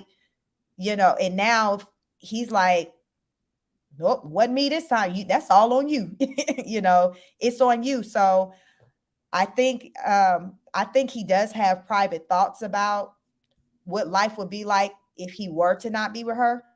Because I'm sure when she's not around, he's having conversation. He has two brothers and a mom and a daddy. You can't tell me that they're not in his ear like, what the F is going on? Get your kids and come home. You cannot tell me that they're not telling this man that. But Brett, he loves his children.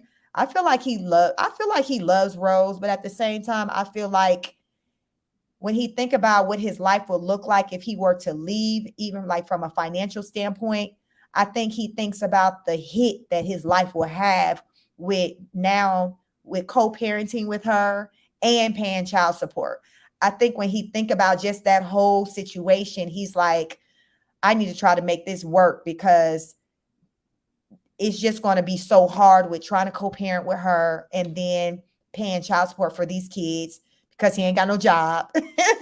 And if there is a job, it dang sure ain't no six-figure job. So I think in his mindset, it's like a cheaper to keeper type situation, even though he just would probably just rather just move around and do something different if he were to be honest with himself. That's what I think. Trey S says, that's true, Doja Cat. Karen Jones says, he may have thought of leaving out at one time or wish he could leave, but I don't think now. She's making the money and has no indication of slowing down. Exactly. He's got accustomed to the lifestyle. If he leaves, he's walking away from so much. And then in his mind, he's probably thinking like, well, even though she don't want to acknowledge my contributions to this channel, I did contribute to this channel by being in these videos and things like that in them that help to get the clicks and the subscribers and things like that. And he probably feels like, if I walk away, she's going to benefit more from it than me because I do have proof. Like Rose had the channel before they were married because I did a review on the last live I did. You guys can check it out. It was from 3 years ago. And she only had their oldest son, Race, and they were only engaged and it was on their channel. So Rose had the YouTube channel prior to them getting married. So from a legal standpoint, when you go to separating assets, that channel is her channel. So then now when you go to the courts and you talk about separating money, that's going to be a whole entire situation, but that's her channel. So that means that let's just say they start splitting money. She gets to keep the subscribers. So let's just say, in the divorce, he's cut one check. Let's just say for kicks and giggles, he's cut a $200,000 check. That's a one-time check. Rose still got the channel with all the subscriber and the views for continuous money being made. Y'all see what I'm saying? So he's thinking about all that what he feel like he's worked for because this is his channel too. Whether or not she views it as that, he's like, well, I mean, I helped build this, but I'm sure she reminds him, sir, I had this channel before I became your wife. And she did. There's proof of it. There's video. Like I came across a video of it before they were married. They were just engaged. Because I used to wonder, like, what order did the channel come? But I got proof from my last live that channel was around before they got married. She started that channel when they were dating, when they were just engaged. The Queen of Kings is Rose's channel. Legally, that's Rose's channel. Just like, look at it this way. Say if you meet, you hook up with your partner. So ladies, you meet a man. He already has a house. He moves you into that house. You start to say, okay, this is our house or whatever, but technically that's his house, meaning that if you guys were to get a divorce, that's his house. You got to go. That's his house. So that's what's happening. This channel is Rose's channel, regardless though he may feel like he contributed. You as a woman might be like, well, I helped decorate, I picked out the paint in it. We did some renovations. I put money into it, but when was the deed, the contract? When was the paperwork? When did all that take place? Was that pre-marriage or post? It's not community property if it happened before the marriage. So this YouTube channel wouldn't be community property at best, because I'm sure there was no prenup because they weren't making money like that when they got married. The courts can look through the financial documents and decide on what type of probably lump sum payout, a one-time payout that he can get.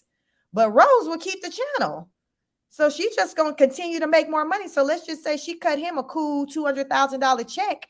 Rose can make that up in like with the way she say, if she say her money coming in and maybe like 25,000 a month. So what, in 4 months she make that up? That's nothing. So really he would be taking a financial loss if he were to leave. So this man, he ain't that damn crazy. He ain't that slow. He's thinking about all of that. He's thinking about all of that. He need to be if he ain't. Okay. Mixed down South 1979, darling. Welcome. Queen is a Sagittarius. Hashtag Sag are crazy. Well, that's the justification she gave when she spazzed out. I don't know that many Sagittarius like that to know that they, I mean, I know a couple of them and I never seen any like that. So, but she blamed it on her zodiac sign. She said, I'm a Sagittarius. Hey, this is what we do. I have a good friend. He's a male Sagittarius, and I've never seen him wild out like that. So I don't know if the women give off a different energy than the men, because sometimes that be the case with these zodiac signs. You get like a different energy from women versus the men for the same, sign, moon sign. So, but that's what she said, girl. She said, I'm a Sag, we crazy. We just like, we go off the deep end and ask no questions. Like the questions come all after the fact. Trey S says, OMG, I'm definitely watching that. Capri Lux says, she really paid for that man. That's crazy, and pretended to be spoiled. Yes, like you got to be careful on like what listen, the thing that I dislike when I on the internet, this whole couples goals, relationship goals, like no, because people show you what they want you to see. You're not seeing the real deal. Like, so they're putting their best foot forward. What they say, I think they said Drake said only about 10% of what's on the internet is real. The percentage might be lower than that. So you got to be careful on like the stuff that you're seeing play out on this internet, not even just YouTube, but just the internet, on the gram, all of this. And I think a lot of people are just trying to make decisions when it comes to their lifestyles, the partners they want to be. They're basing it off of the internet and who they see their favorite celebrities, content creators, what they're doing, and they're like, I want my life to look like theirs, when their life don't even look like that. That is the gag. The gag is their life don't even look like that. Rose's life don't even look like that, where she's just this whole kept spoiled woman by this white man. Her life do not look like that, but she pushed that to you all the way up to 1 million plus subscribers. Like she straight played in the faces of people. She didn't play in my face. I didn't subscribe to her, but she played in the faces of those who did. And then you still got people who still rocking with her. More power to you. Rena Black says she has a personality disorder and could be bipolar. Yeah, I mean, bipolar is a form of a personality disorder very well. And then, as I say, you got different levels. You have your you have like different levels as far as like the severity. When I see her, I don't see a severe case of bipolar disorder. I see more of a mild, like she got her antics, but I don't see nothing that's like Krishan type. Krishan type crazy. I'm not seeing that type of vibes now. Like she might be on more of the, the higher end. I think Rose, in compared to Krishan Rock, is kind of down here.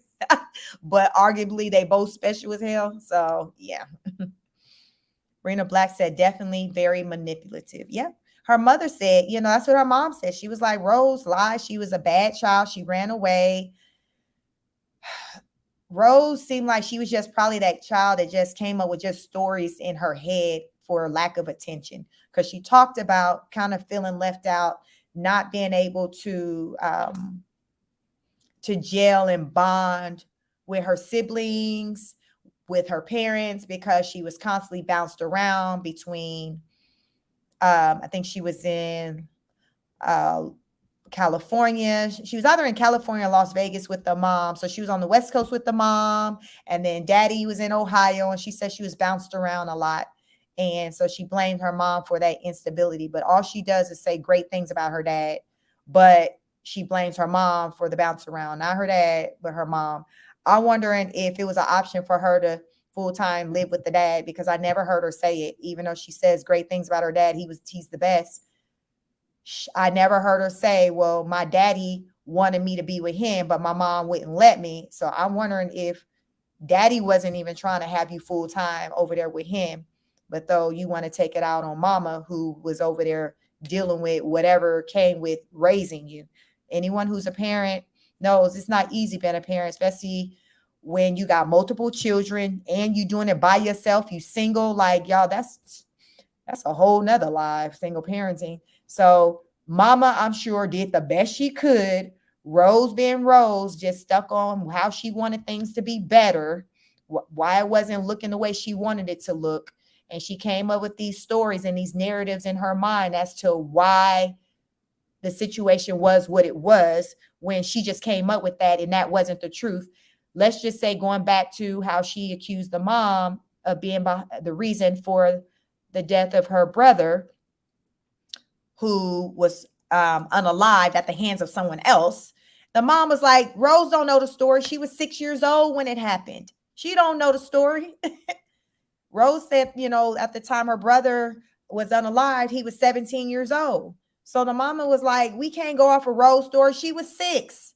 Y'all finna listen to her version from being 6 versus my version from being a grown married woman with kids. Like, child, listen, it's layers to this. That's why these lives be 4 or 5 hours long, because it's so much. If you don't know what I'm talking about, you can check out my previous lives. But, Rose and her mama was going back and forth because Rose accused the mama of being responsible for her brother's death because she said the mama had slept with her brother, which would have been Rose's mom's stepbrother. So this was Rose's father's oldest son. I think Rose said he was the oldest son at the time, and he was like 17. And Rose is saying her mother slept with him. And that happened in Ohio. When that happened, the father shipped him to Las Vegas. I guess as a punishment, he just shipped him to Las Vegas. I don't know if his biological mother lived there. So while he was there, he had an incident. So I think she said someone maybe tried to rob him, and it resulted in him no longer being with us. So Rose blames her mother for that, because it's like, well, if you hadn't slept with my brother, Daddy wouldn't have sent him off. Mama was like, nah, that ain't the story. What is she talking about? The story is my stepson tried to make a pass at me, and I told his father. His father handled it by sending him away because of his disrespect. She said, that's what happened. She was like, Rose was 6. What is she talking about? So that's what I'm saying. Like, I'm here for hearing all sides to a story. So that's the mama side, and Rose got her side. But keep in mind, Rose was 6 years old from what the mom said at the time this incident happened. Strawberry Cream said, yeah, I'm going to move on from that comment too. I was tripping. Which one with the, we feel sorry for that man? It's okay. It's all right.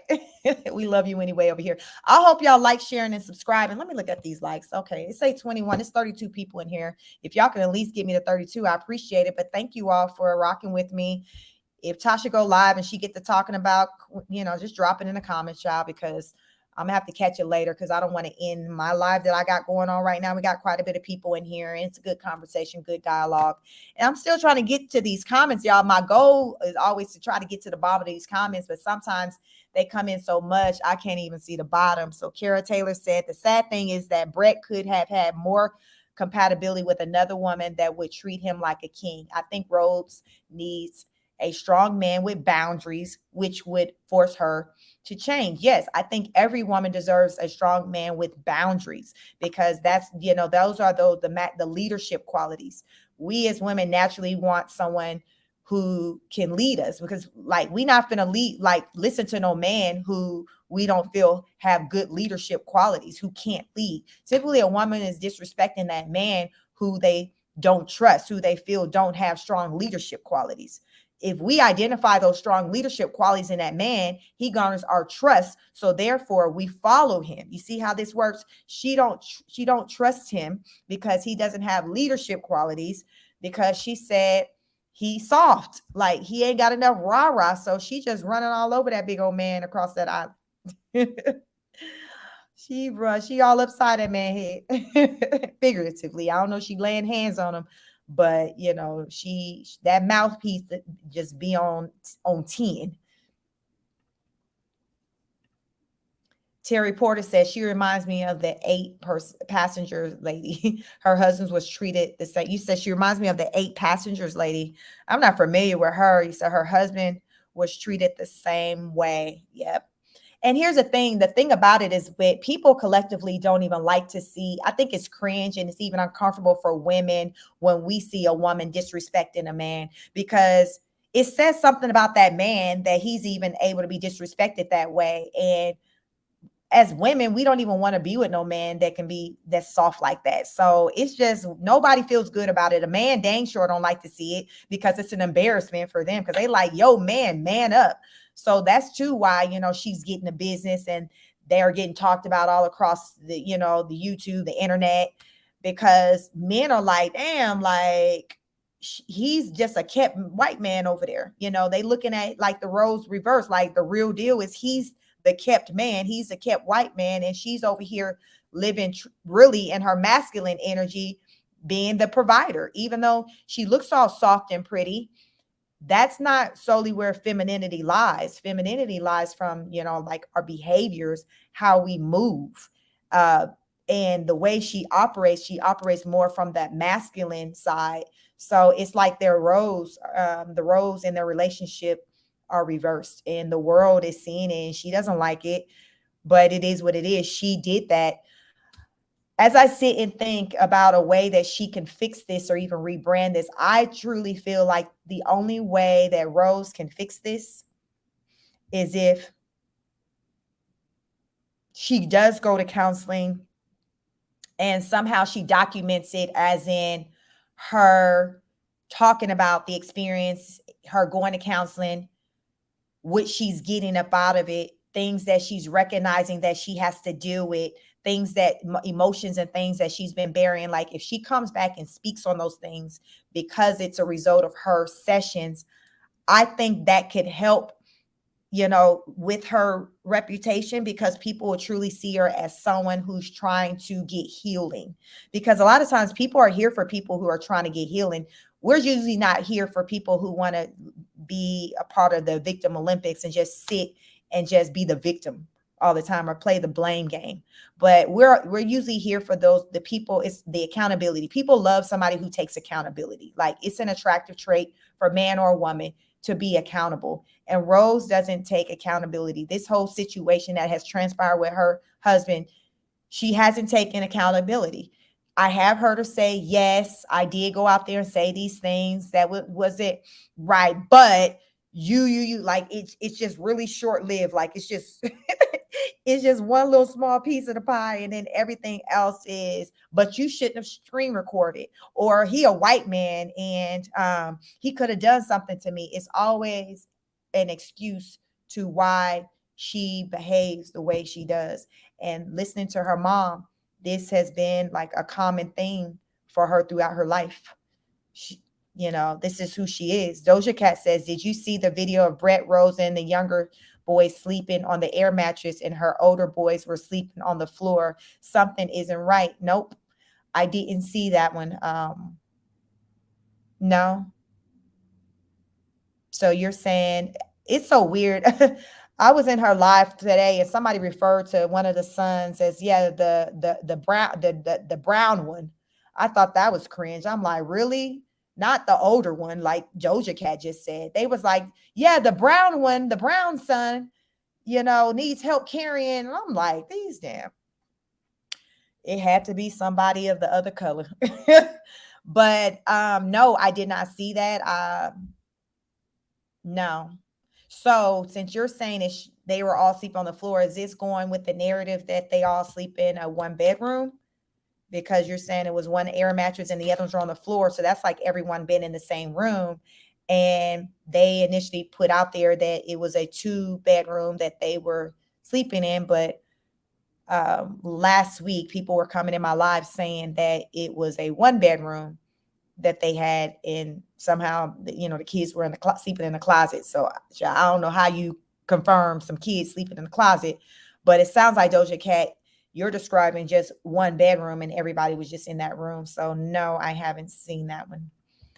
Stacy said, especially when you say you're raising kings. Exactly. Like where they're getting these king traits from. Like who are they learning them from? Brett? Like who they're learning how to be a king from Brett? Okay. Strawberry Cream says, laugh my A off. What you say, he big for nothing. She be all over his soft A. Yes, she do. She just be, I think the only thing that she likes, because in the video where I think it's my last video where I did the reaction to a Q&A she did on her channel 3 years ago. And she talked about, I guess someone asked her, one of the Rosebuds asked her what type of men she was attracted to.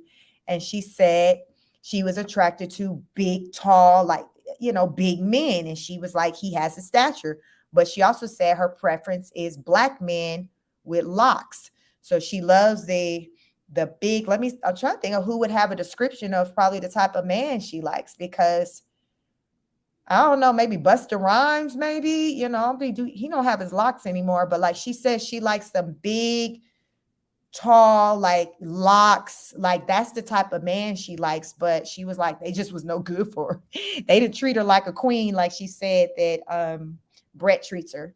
So that didn't last. But she loves the big body. So she's a small stature woman. So I think she's attracted to his physical size, but she understands that that's all he bringing to the table is just muscle to lift them luggages and bags as they move from different Airbnbs and houses. Like, they don't need no movers. They got Brett. He can do it by himself. But that's it. And she treats him like that's all he brings to the table. And he said when they were arguing, you treat me like I was just a sperm donor. Like, he had said that in the background when they were going at it, like, I'm just a sperm donor. Usually somebody who's making a comment like that, he's making that comment because she's made him feel like he has no value. His value is just his seed. He feels like, okay, you love these kids, you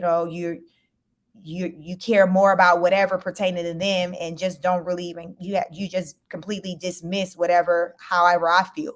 And he referred to himself, he said, you see me as just your sperm donor. So he's not saying that for nothing. He's saying that because of how he's been made to feel, how she treats him. Those were his words.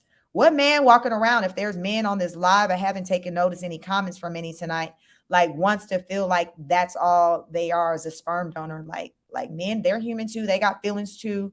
They want to, love and be loved on too.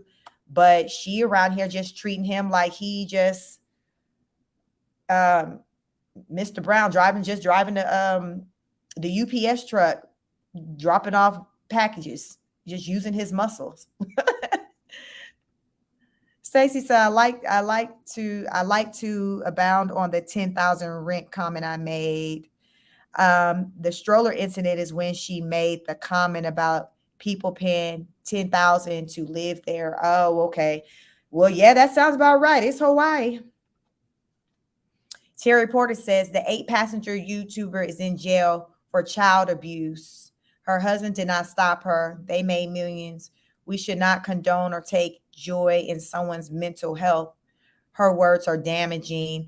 Was that the couple? Were they the Caucasian, the white couple? Is that couple? And then I'm wondering if that was that, because I remember there was some charges going against the wife, and I'm like, okay, why are we leaving the husband out? Because he was, there too. So is that the family? It was the white family, and I think maybe one of the kids had at one point ran away from home. I think maybe everything came about when one of the kids maybe the daughters or somebody had run away from home. So is that story?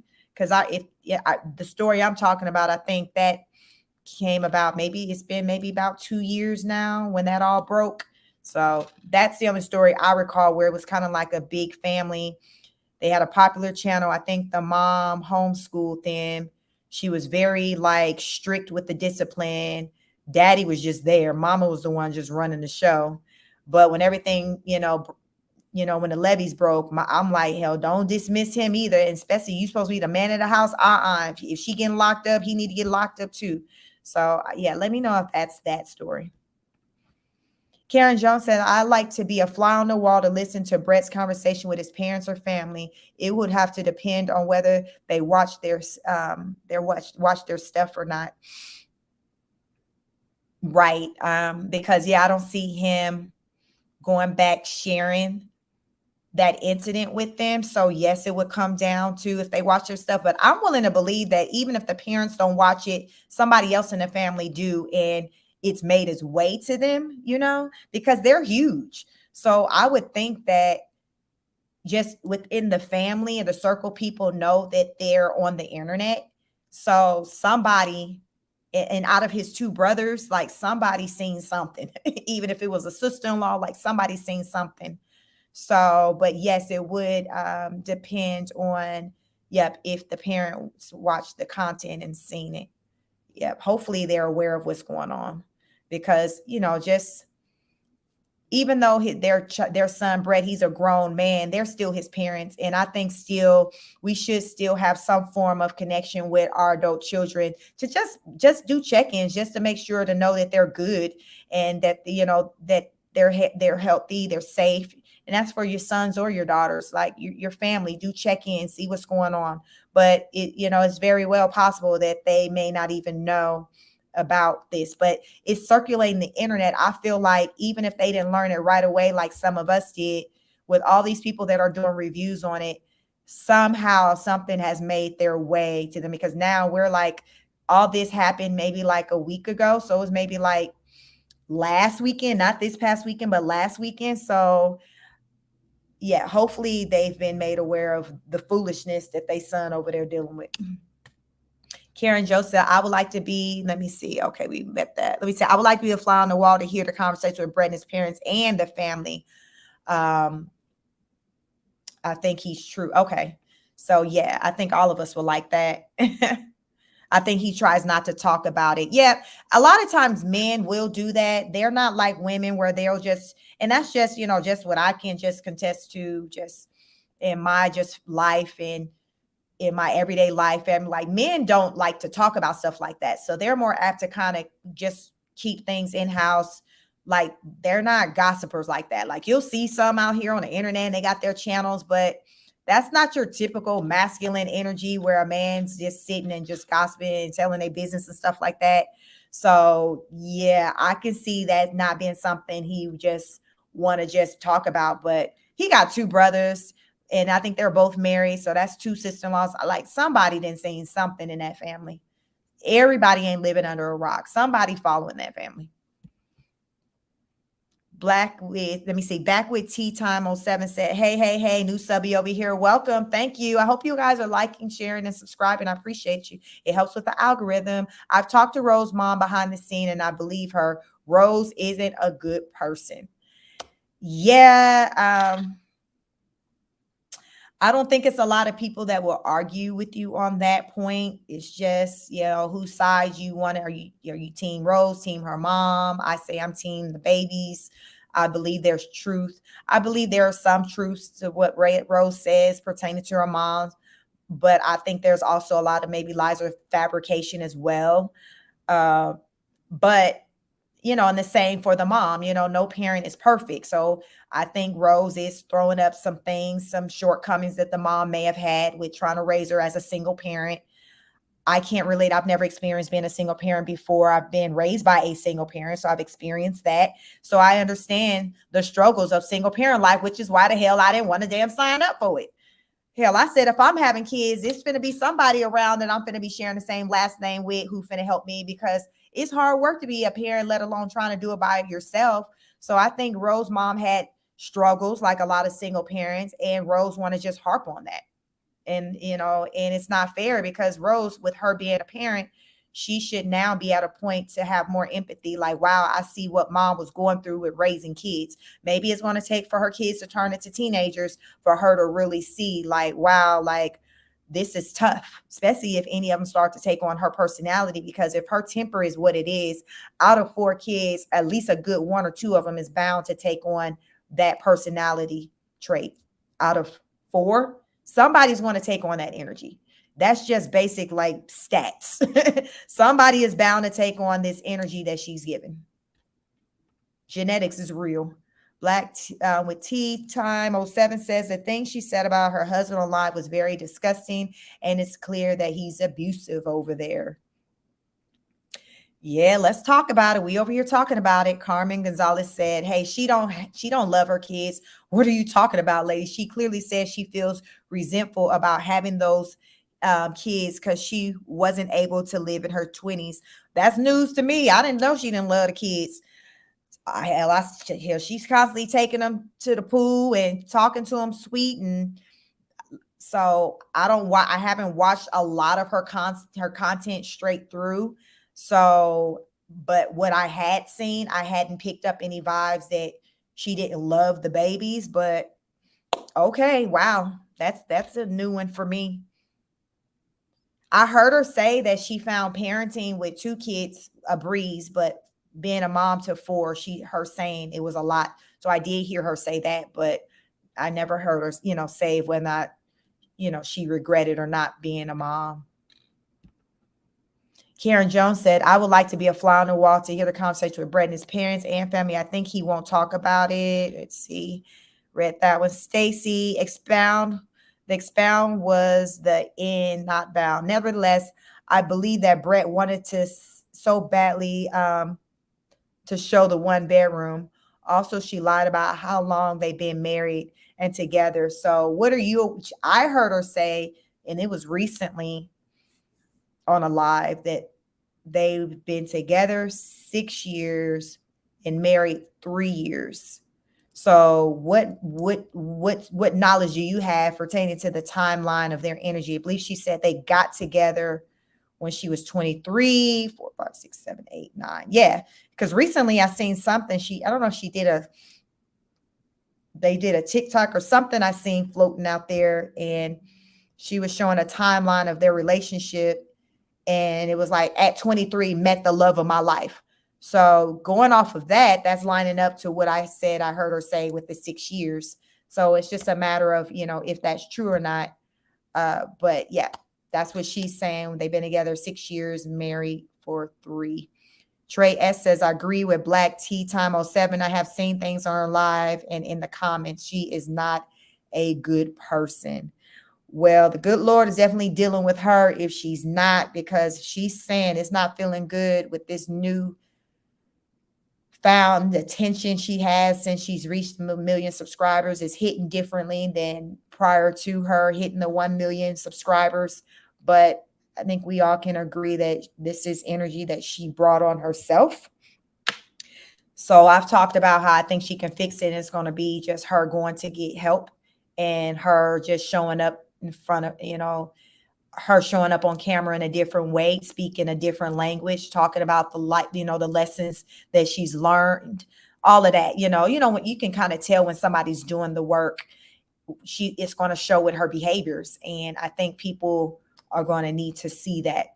Doja Cat says, I worry about the older boys. It doesn't seem like he affectionate with them. I know she talked about with one of the older boys, one is more close to him. And she said, like, even when her and Brett are at odds, that one particular one will still gravitate towards Brett. And I'm trying to think which one it was. I think I can picture what he looks like, but I don't know if he's necessarily the oldest one. He's a thicker one. So I don't know if that shorter, thicker one is technically the older one or if he's a younger one, but he's just smaller. But I don't know if his name is Roz. I don't know if that's what she calls him, but she does have, she has said that he's very close to Brett and the other son not. He's more standoffish. So I'm wondering if the oldest son is the one that's more and I don't know. So is that Rez or is that Roz and Raiden? Is that the name? I think so. Maybe I think Raiden. I think he's the oldest one. I think he's more standoffish to Brett, but she's acknowledged that. But yeah, she's going to have to deal with all of this, as they get older, because they're growing boys. They're going to become men. And I'm pretty sure they're going to get to a point to where they're going to want to spend time with their biological father. They probably already ask about him now. It's just not on camera, but we'll see. I noticed early on that live when they were at the beach, before I started up my live and I was tuning in to the live she had going on, and they had gotten to the beach, and I think Raiden, this is the oldest one that I believe is the one that's not as close to Brett. He was sitting with his surfboard, and he just had this sad look on his face, like he just was just over it or whatever. And she was trying to encourage him to go get in the water and surf. And then I think right when we joined the live, she was kind of like amping him up, like, good job, trying her best to kind of, pump him up or whatever. But she's probably starting to already see, the change in the energy because they're growing boys, and, they're probably asking about their dad and wanting to see, their family, their other family, and she's giving them whatever reason. So it's just a matter of time before Rose is going to be stuck to have to deal with the emotional, the psychological, and the emotional impact to her sons that all of this is having on them. Yeah. And even the babies, I mean, the babies may fare out if she continued to stay with Brett, the ones that are his kids, from an emotional standpoint, they may fare out better as far as with the stability part, just because they have both of their parents together raising them. So they're getting that affection from both parents. But the other two boys, who are the stepchildren to their white father, how do they not feel that? Like, that's real different. Like, they're old enough to recognize, okay, black, white, one of them talked about being called the N-word. I think,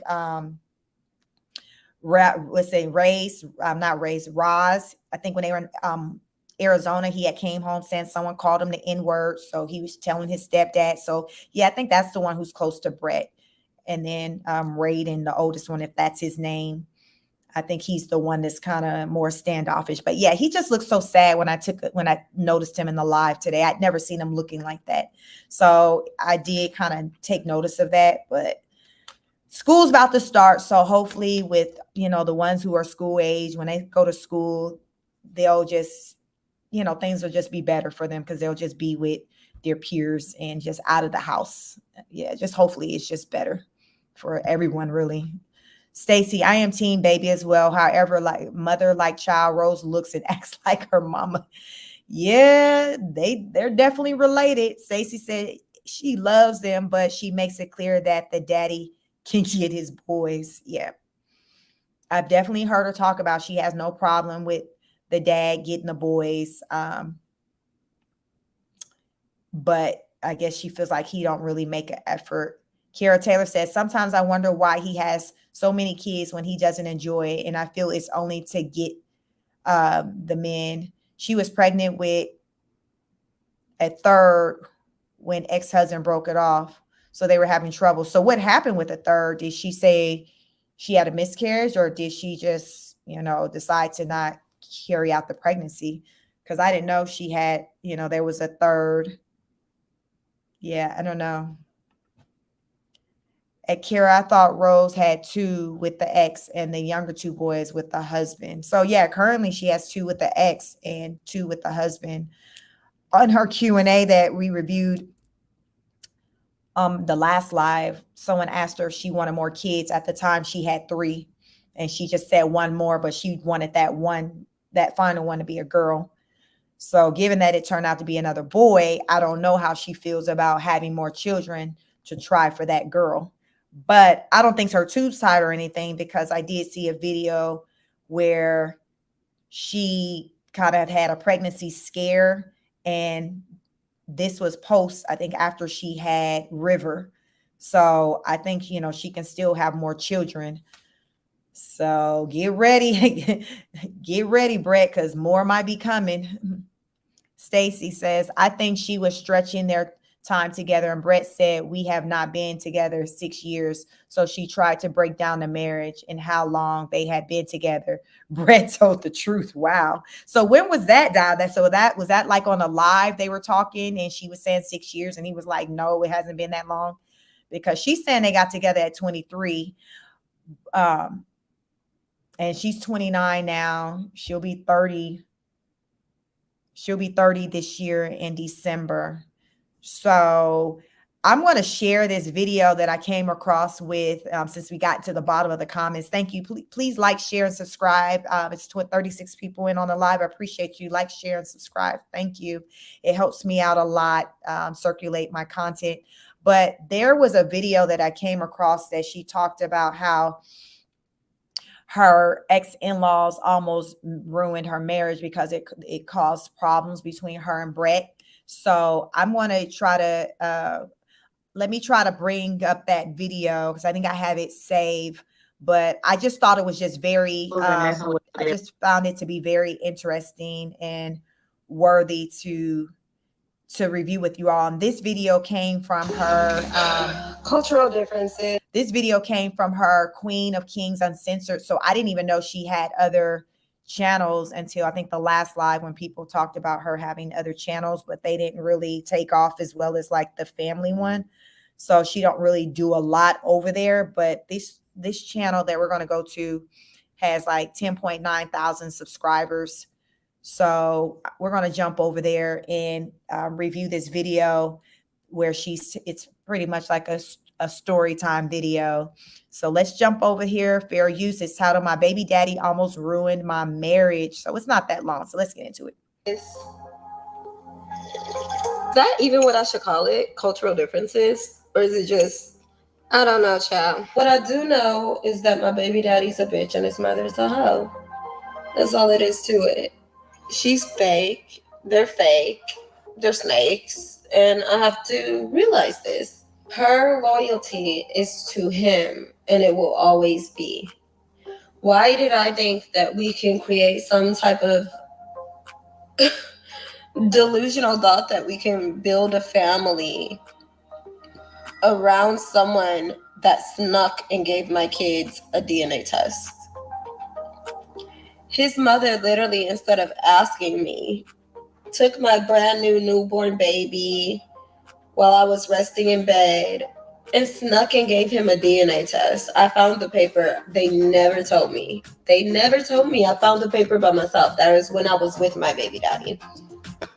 And this is the woman that I thought that I could trust. I mean, I'm stuck on why she referred to her ex-husband as her baby daddy. Like, you were married to this man. You guys made 2 children.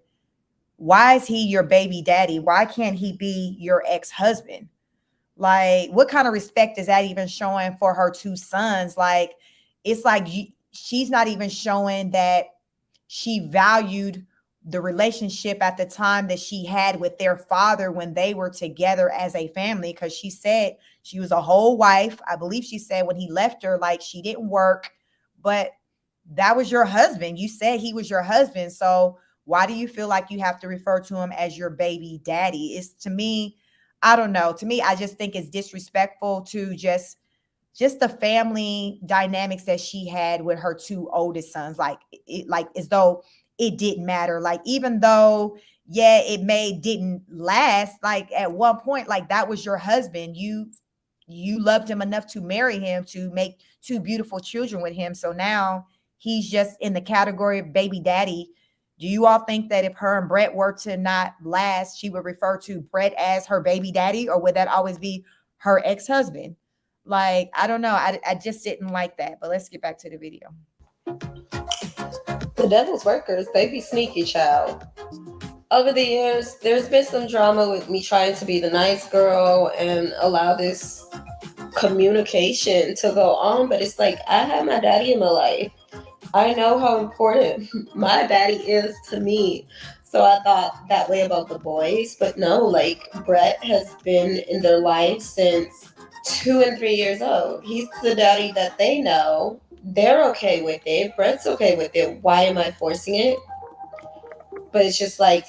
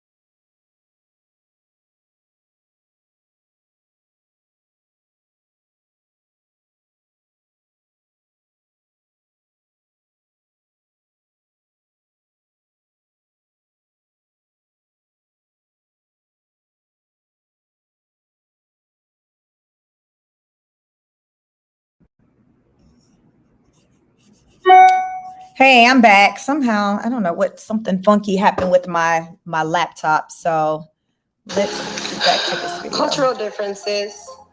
Let's It's see. like all types of, oh, it's just because of his wife. And I would tell them, like, no, I don't want to talk about the wife, and the mom especially, always talking about the wife.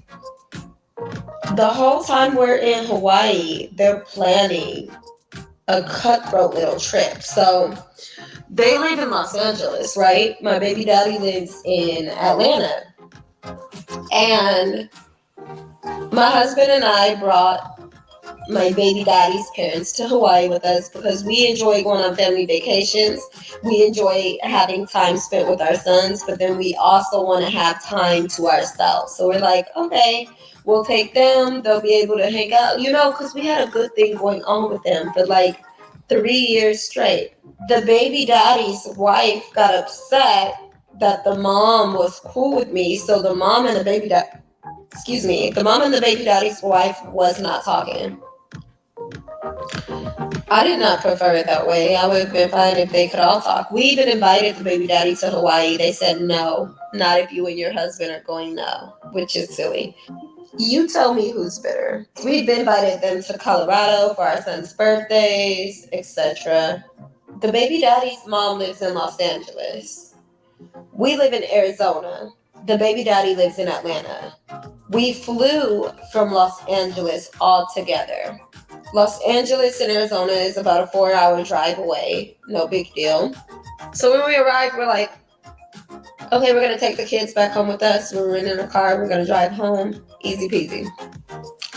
The grandma's like, which is the baby daddy's mom, is like, no, I booked us a trip to San Diego, and it's going to be a fun water park, and I want them to come. The kids are crying tears. Like, no, mommy, we want to go home with you. And I'm like getting mad at them because I'm like, how disrespectful. Your grandma booked you a trip. She wants to, cares to do these nice things with you. You need to go. So I made my kids go. Child, tell me why she didn't book no trip. There was no fucking trip book. No fucking trip book.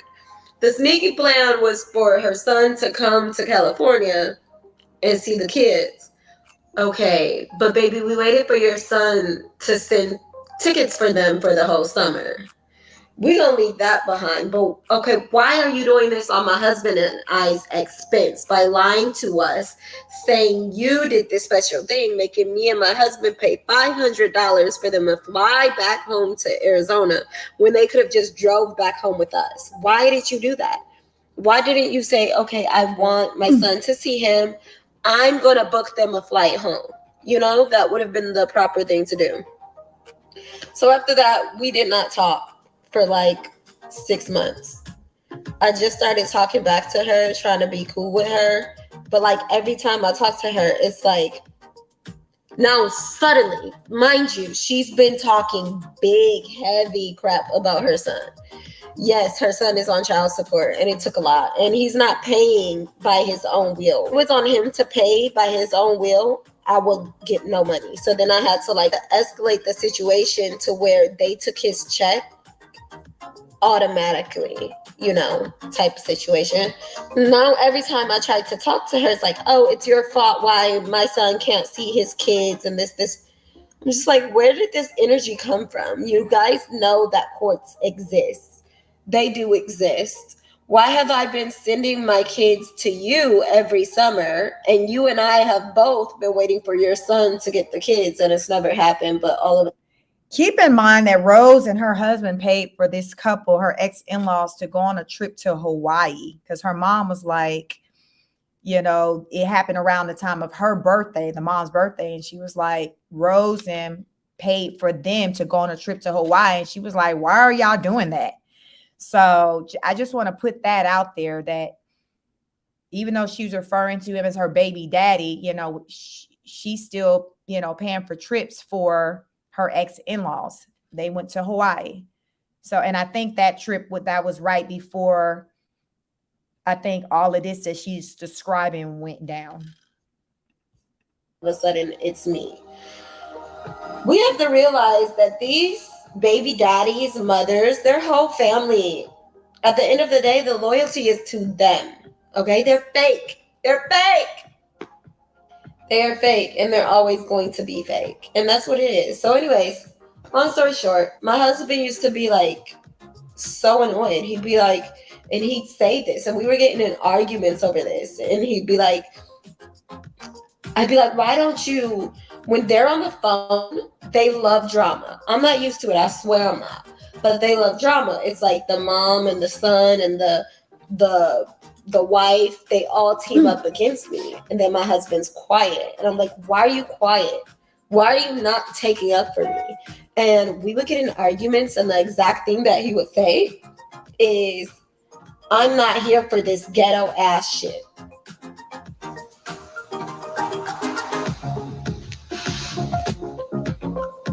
This ghetto ass shit? You just said that to me?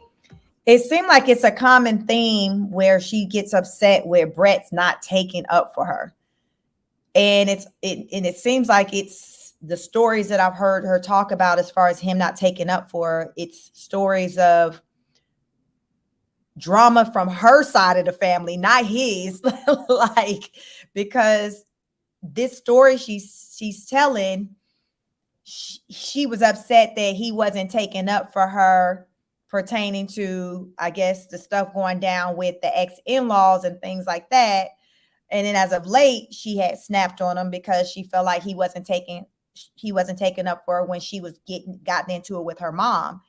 So here in this video, he referred to the stuff she has going on as ghetto. He like, listen, I ain't used to all this. This I ain't used to all this. So this is a common thing that she sees with him not taking up for her when she feels like he should. And she just gets upset because this video right here was prior to, let's see, how long was this recorded? I'm not sure. We'll have to see when was this recorded, but this was way before she blew up on him recently. So this is a ongoing thing where she'll spaz out if she feel like he don't like stand up for her. So I just want to point that out. Ooh, now I feel some type of way because I know your white ass did not just say this ghetto ass shit. But at the end of the day, that's exactly what it is. And who really is here for baby mama, baby daddy drama? Like, ew. But it's just like, regardless, you knew the package I was, you should like stand 10 toes down with me. And he's like, but Rose, you're always changing your mind. Like, you're not messing with them, but then you are, but then you are, but then you are. But it's like, regardless, when someone disrespects me, you should like dead it. You should dead that situation. So we were getting into deep arguments about that, and it was really shaking the boat. Like, some whole other people that is not our family, this baby daddy's ghetto family situation is now causing turmoil in my marriage. Not okay. Not okay by any means. Y'all ghetto asses is not about to have me. Child, please. I tell you guys, we once considered moving to Atlanta so that we could have a proper co-parenting relationship with them. We literally packed our things and moved to Atlanta, and we were so excited. We're like, we're going to properly co-parent. We called the dad and we're like, hey, we're doing this because you need to be in the boy's life. We're all going to have this nice co-parenting situation. This man allows his ghetto ass wife. It didn't work. Let's just say it did not work out. And oh my gosh, I wasted so much time, energy, effort, money. I'm so happy that my husband finally put his foot down. I was going to allow, still after everything. Oh, and that summer, that Hawaii summer, when the grandparents snuck for the baby daddy to see the kids, whatever, the wife's son beat my son up, and he was dripping blood from his nose. And the baby daddy and his mother had the audacity to tell my sons, now look what you did. You told your mom, and like sneak and tell him, like, don't tell your mom this happened. Don't tell your mom. And my sons found offense to that. They're like, Mom, they told me not to tell you. And then when I told you and you got upset, they were all against me saying, look what you did. Not okay. So not okay. And then, child, my husband said the kids ain't going there this summer. They're not going. My husband said that. I love that. And it's like, if you really want anything, then courts are open, dear. Courts are open. Go and do what you want to do. Figure it out. This man still won't provide passports, papers for my sons to travel. Like, what a hater. What a hater, because you can't afford it. You can't do it. You don't want our family. You don't want to see our family in Africa or something like that. You don't want to see it. But then imagine, because of you, I take Brett, Race, and River, and we all go to Africa or something and leave Roz and Raiden behind. We would never. We just can't do it. Eventually, we're just going to go on trips out the country, just Brett and I, because we're not here for that. But drama for the baby mama. Drama with and the baby mama is not even the drama. It's crazy. It's like, am I the drama? No, I'm not. I'm not the drama. But that was the situation. We were about to get a divorce because of a ghetto ass, no money having ass, short, under 6 foot having ass, looking head ass boy. No. Now I heard talking about that man height when she didn't gave him 2 babies. So what's she gonna do when them sons be short? Because she clearly looks small. So if she's saying he little, like Rose is a trip. Brett been stressed by her so much. He like, I can't do this. I cannot do this. And as she said, he says, you're always changing your mind. Because even when she got into it with her mother, and when she got upset when he didn't step in, she admitted that he had told her it was a bad idea for her to bring the mom on live and for them to do whatever, but she still wanted to do it. So it's like she does these things against his better judgment. She does these things against his better judgment, but then she want him to come in and play the cleanup. You see how this works? Is that really fair? He's tired of this. He like, no, like, why I gotta be a part of this when I'm telling you beforehand when something maybe not the best idea, but though you still do it. But then when you do it, you want me to come in and be the savior, and you're upset when I'm not coming in saving you in a matter in which you feel like I should. How fair is that? Like, yes, he should defend you, but at the same time, you should also be listening to him, the forefront. If you have a man and you want him to defend you and protect you, you have to respect him enough before an incident happened. If he says, no, I don't feel like you should do this, that, and the third, because I feel it's not a good look, it's not going to work out well. You have to trust that and not do it. You can't be like, no, I'll bump you, I'm going to do it anyway, and then look for him to be a savior. That's not fair, and that's how people get hurt. And Brett, like, listen, I'm not trying to get caught up in your shenanigans because you didn't listen to me when I told you to, that it wasn't a good idea. And now you want me to come in and just be the fixer. So, and she gets upset. Like, this is a common thing. This is what she does. Let's get back in the comments. Stacey say, I'm not sure if it was alive or not, but twice that subject came up. Now, in my opinion, Brett was trying to prove to her to be a liar on many occasions lately. Just watch when he steps away from her. Wow. So he's trying to, I guess he's trying to show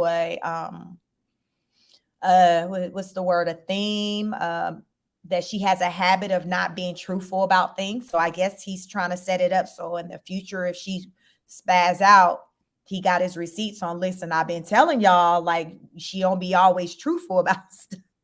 So he's trying to low-key cover his tracks. Okay, we see you, Brett.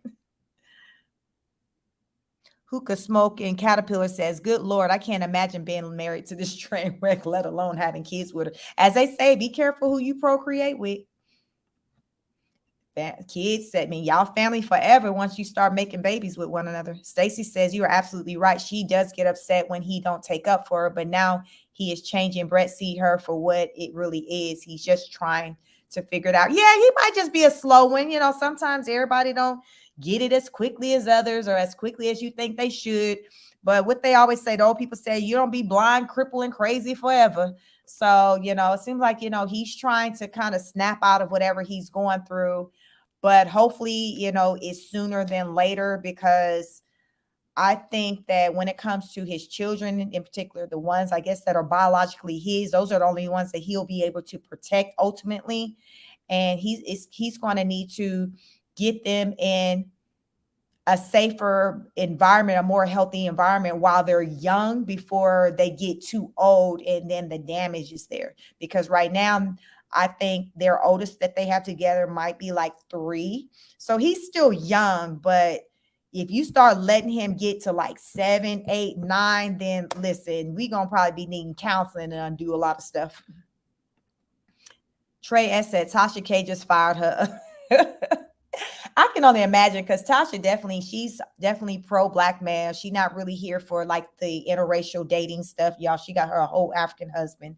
So given that Rose initially was kind of screaming from the rooftops, my man, my man, my man, with this white man, and how she's a kept woman, I can only imagine like what Tasha is saying about that, because it's like it's not a good look. You were praising, making it seem like this white man was better than the next black man, not really necessarily him better than men. But with Rose talks about race a lot. You never hear Brett talk about race, but Rose talk about race a lot.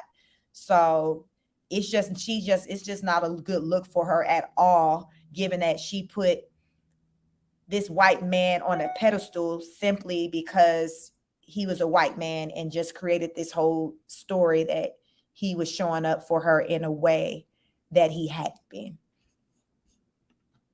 Strawberry Cream says she wild for no reason, just ridiculous with it for no reason. It be like that just for no reason, no reason.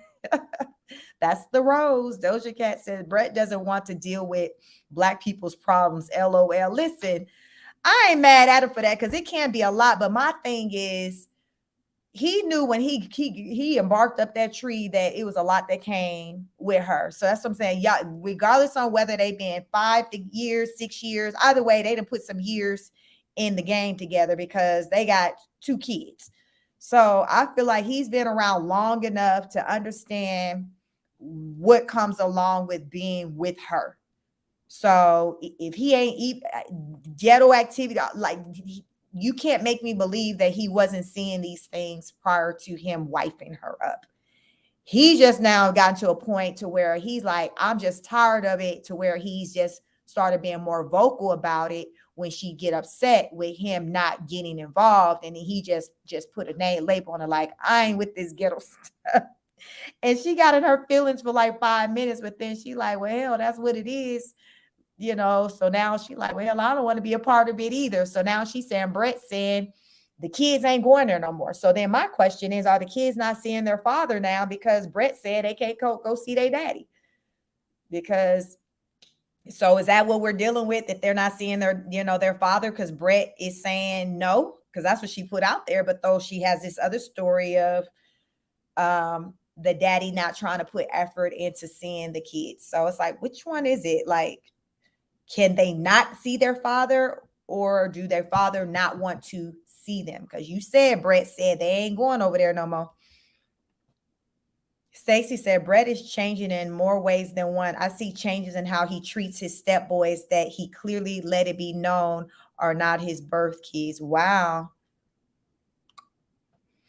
Yeah. And I would imagine that, when the camera is off, there are certain comments that are being made around the house that separates, the children. Rose may make comments about the ones that are his, that as far as with certain expectations and things that she looks for him to do. And the other ones may hear that and see that, wow, there's clearly a difference in treatment and expectation when it comes to us. It's a higher expectation that she may have when it comes to how he deals with his biological kids versus the other two. Like, the kids pay attention to things. They probably take notice of how, like the 3-year-old, when it comes to maybe the things that he maybe wants, there's more catering to, allowing for him to have his way with things. They may pay attention to certain comments that may be said about the other kids as far as with, uh, how they look, their hair, their skin tone. Like kids, they can pay, they take notice of these things. And even though they may not be vocalizing, and vocal about it or saying, Mom, I don't like when you say this or that, they just gonna sit in their little feelings, just like she said she did when she grew up in a house with two brothers that were older than her, that were light skinned with curly hair and had the soft hair like her mom's. Like she talked about how she felt. And she could be, giving off that same, giving off the same behaviors and things like that as she might have seen her mom do. And she ain't even realizing that she's doing the same thing. That's why one day Rose is going to have to deal with all of this when she has these real conversations with her sons. She's going to have real conversations with them. And she best hope that they don't get in a YouTube channel, be all over the internet blasting her, just like she did her mama. Because what they say, what goes around comes around. And I think that when those days come, that's when she's going to be more empathetic with how her mom felt when it came to her, because now the shoe's going to be on the other foot, and she's going to have children that are going to be judging her on her parenting. And she's going to be feeling like she did the best thing, the best she could with raising them. And they're going to be telling her it wasn't good enough. And here's why. So she's going to have her day. She's going to have her day, because kids, they will definitely let you know how they feel about you. Even before they they turn into grown-ups. They are going to be teenagers one day. She's going to hear it. Doja Cat says she agrees with Stacy, and Kimbo 803 said Rose said the boys didn't go spend the summer with their grandparents because they wanted too much money to watch them. So were the grandparents trying to charge them for them to come up?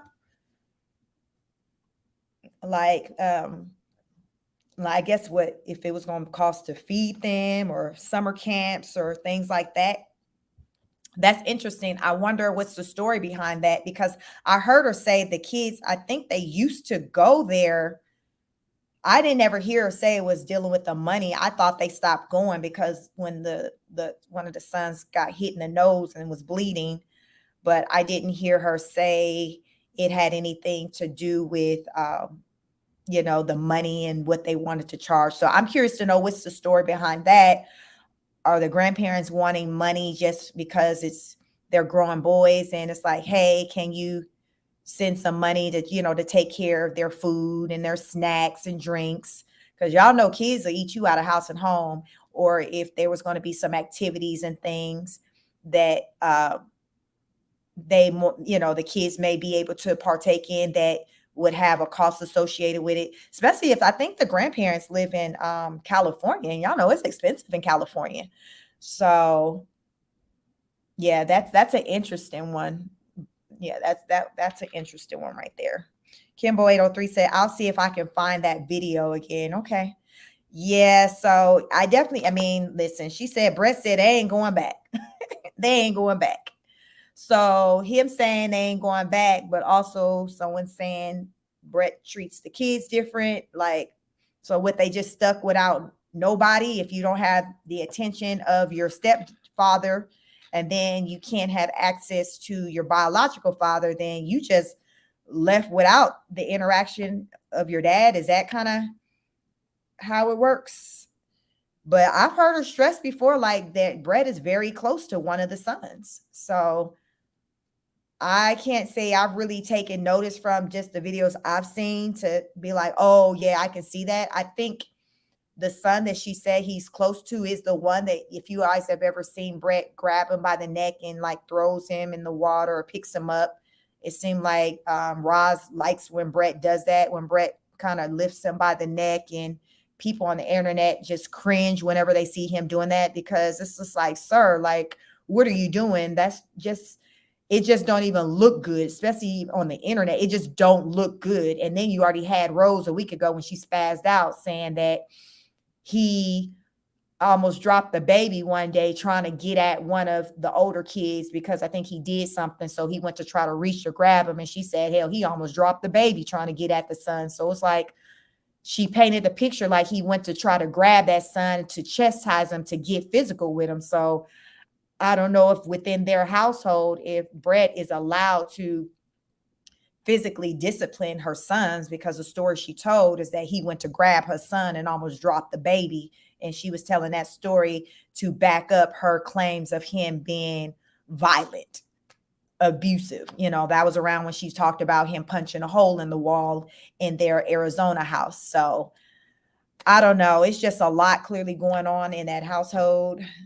And I just hope that everyone just, is safe. Doja Cat said, in society's eyes, all 4 boys are black, 2 are just light skinned. I agree. In society eyes, all 4 are black. However, when navigating through the world, colorism is a real thing. So they could very well see difference in treatment, when they are out together, because they're darker than their brothers. They can see that difference in a treatment when it comes to just being out in public.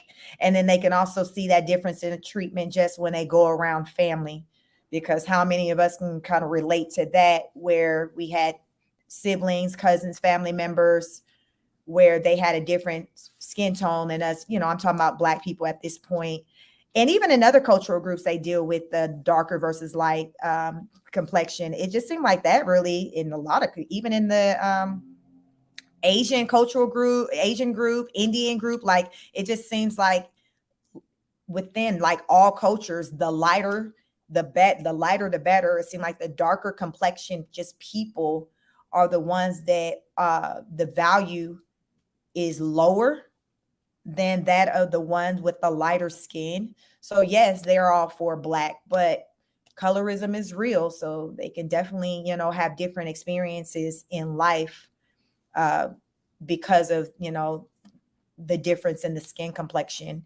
And we see that play out just even with, the entertainment, where you see artists who are fair skinned versus artists who is a darker complexion. And we look at the successes they have and we feel like the talents are maybe close in line, or even a darker skinned person talent is maybe a little better, but they don't get that same recognition and treatment as that one who's lighter. So yeah, colorism is definitely real. Rest up said we curse we curse more. So who curse more? The black curse more? When you say we curse more. So Rose gonna definitely have her hands full as she's raising her kids, and they're boys. Y'all know boys come with a different kind of energy than girls. So, and Lord forbid Brett leaves and then she's a single mom to 4 boys and Brett's just paying child support. She's gonna have her hands full, because it's a lot as we see her walking the streets in Hawaii with 4 kids by herself. Like, that's a lot. Y'all, on that live we watched today, she walking a block or so, with the kids, and she pushing a stroller, trying to hold the phone to stream, and then the other boys all carrying their big old where they have some surfboards, raced and walked out of his flip-flop. Like, it's just a lot to be keeping up with, as they're navigating without transportation. I guess they probably don't have the rental anymore because they were all walking to the beach. So it's just a lot with just what comes along with parenting. And she definitely has it better now with having her husband, with Brett being around, helping her with those boys, versus that day, if it were to come, Lord forbid, and him say, you know what, I can't do it anymore. And I just say Lord forbid because I always want to see a family stay together. And it's always best, I feel like, for the children to be in that nuclear family, but in a healthy environment. If it's not a healthy environment, then I do think you need to kind of break ties. And for what we see as of now, it doesn't come off as kind of healthy. As of late, they've been putting on the united front. I say they'll go to the gym. They do their late night videos with her doing her dancing. It's funny. Brett talked about one day that it was a live I caught, and he was like, yeah, it's just so funny. People think that Rose is actually all, so sexual, but she's actually really prude. So I don't know if that's true or not, if they're trying to have her to come off a certain way, but I just found it interesting when he was like, yeah, she's really prude, actually. And so, it just goes against the narrative of, I think, how she presents herself with what he said she actually is. So I'm like, well, that's interesting. Also, in that same live, Rose started talking about, I don't know if one of the Rosebuds or somebody asked her about her sexuality, and she just said that, she basically was heterosexual, and then she thinks women are beautiful, but she was like, I don't like vagina. It's just not for me. And then I think right around in that conversation, that's when Brett was saying, Rose is actually prude. So so it's like, we get this energy from Rose, but it seemed like from, if you listen to Brett talk, he says something that's kind of quite the contrary to the things that she say. So you're left wondering, like, okay, who is the real Rose? Is the real Rose who she presents to us, or is the real Rose who we hear her husband speak on her as, which is kind of different sometimes. Doja Cat says, but even with biracial, white will never accept them as white. Yes, colorism is real. You're right. So white people, they're still black. So the colorism will more so, come into play within the black culture. Because with white people, it's just either you black or you not. But within the black community is levels to it. And that's where the colorism come into play. That's unfortunate. Stacy said he did have one that he favored more. He did have one that he favored more, but again, I even see changes in that. Those babies can see and feel a different, as well as Rose. She looked lost today with her big hat, 3 miles ahead of hat. Yeah, I mean, and two, with Brad, his kids, his biological kids, they're getting older to where he can kind of deal with them and play with them. Because think about it, with Rose, 2 kids, they were around first. So before he even became a father, he was the stepfather to her kids. So they were the first kids, he built the relationship with. So then when he had his own, it's just like now he has his own, and race is growing up so fast. I just remember when he was just so little, and now he looks so mature in the face, like he's really growing. He should be going to, I don't know. I wonder if he's going to be going to like pre-K or something like that, but he's growing to be like, he's a big boy. So maybe, Brett's now able to wrestle and do those little things that he, did with her kids when Race was a baby. Now, Race is old enough for him to roughhouse him. So he's just bonding with his son. And then he's probably looking at his son and seeing himself in him. Isn't that a father's dream, is to have, to bring a life into this world that's in their image, that looks like them. So it's unfortunate, but I'm sure the older boys are starting to see, like, wow, since their brothers are growing, it's kind of shifting them. It's more so like, well, you guys are big, you guys go over there and sit down. And then Brett, is playing with the little ones because they're still small. So that got to be tough for the kids. Stacy said walking 3 miles ahead of kids was a little joke. Yeah. Well, I did see her in that live. Yeah, she was ahead of him and they was trying to keep up. What little Race came out of his flip-flop and everything. And they had these big old like surfboards. So it did kind of look awkward to me with them walking like that, and with all the, I guess, the equipment, the beach stuff that they had. And she was by herself. So that's why I'm like, it just seemed like it was a lot going on for them to be so small and her by herself trying to navigate through the traffic and trying to walk. And I don't know, she just looked like it would have went over better if they had transportation to go to wherever they were going, or if she had help with her to help her with that. Someone on the previous live talked about her hiring a nanny soon, or some young college person that seen her online that offered to work for them. Rose got a lot going on. I think that if she wasn't focused with trying to record and capture every moment, it could probably help with her being able to be more attentive and like manage, okay, having this baby plus these other 3 kids. But she doing a lot with trying to keep up with 4 kids, one of them being like a baby that's under 1, and then the camera trying to capture every moment. It just seemed like she was just doing a lot in that moment. Ashley said, did anyone catch her having to transfer money? No, what do you mean? Transfer money where? So was that in today's life? What do you, welcome, Ashley. What are you referring to? Because no, I didn't. Stacy said, I love your honesty and views because that is what I thought as well. Listen, that's all I got is honesty over here. It just seemed like a lot. She just, if she's going to be recording, I think she needs to have somebody with her because sometimes we can be distracted.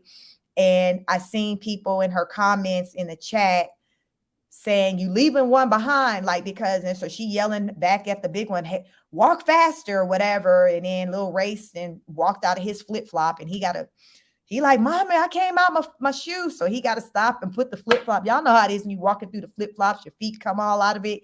And he little. So he, the kids doing the best they can, but it just seemed like a moment that needed all hands on deck, or at least the full attention of the parents and not trying to record and hold a phone. Like it just seemed like it was just a lot.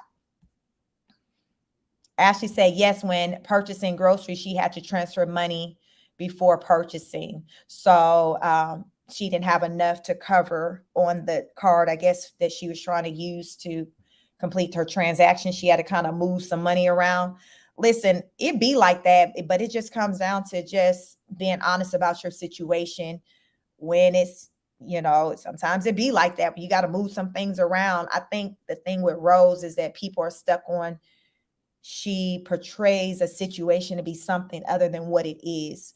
And people are like, just be honest about whatever your situation is. You don't have to come out here and just fake the funk. Like you don't have to do that.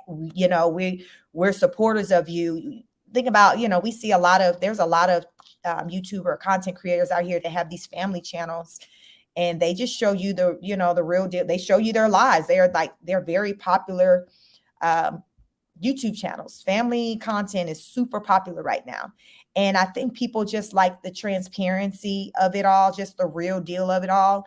And when they initially came across the Queen of Kings channel, they thought that's what they were getting. But now people are seeing like, no, that's not what it is.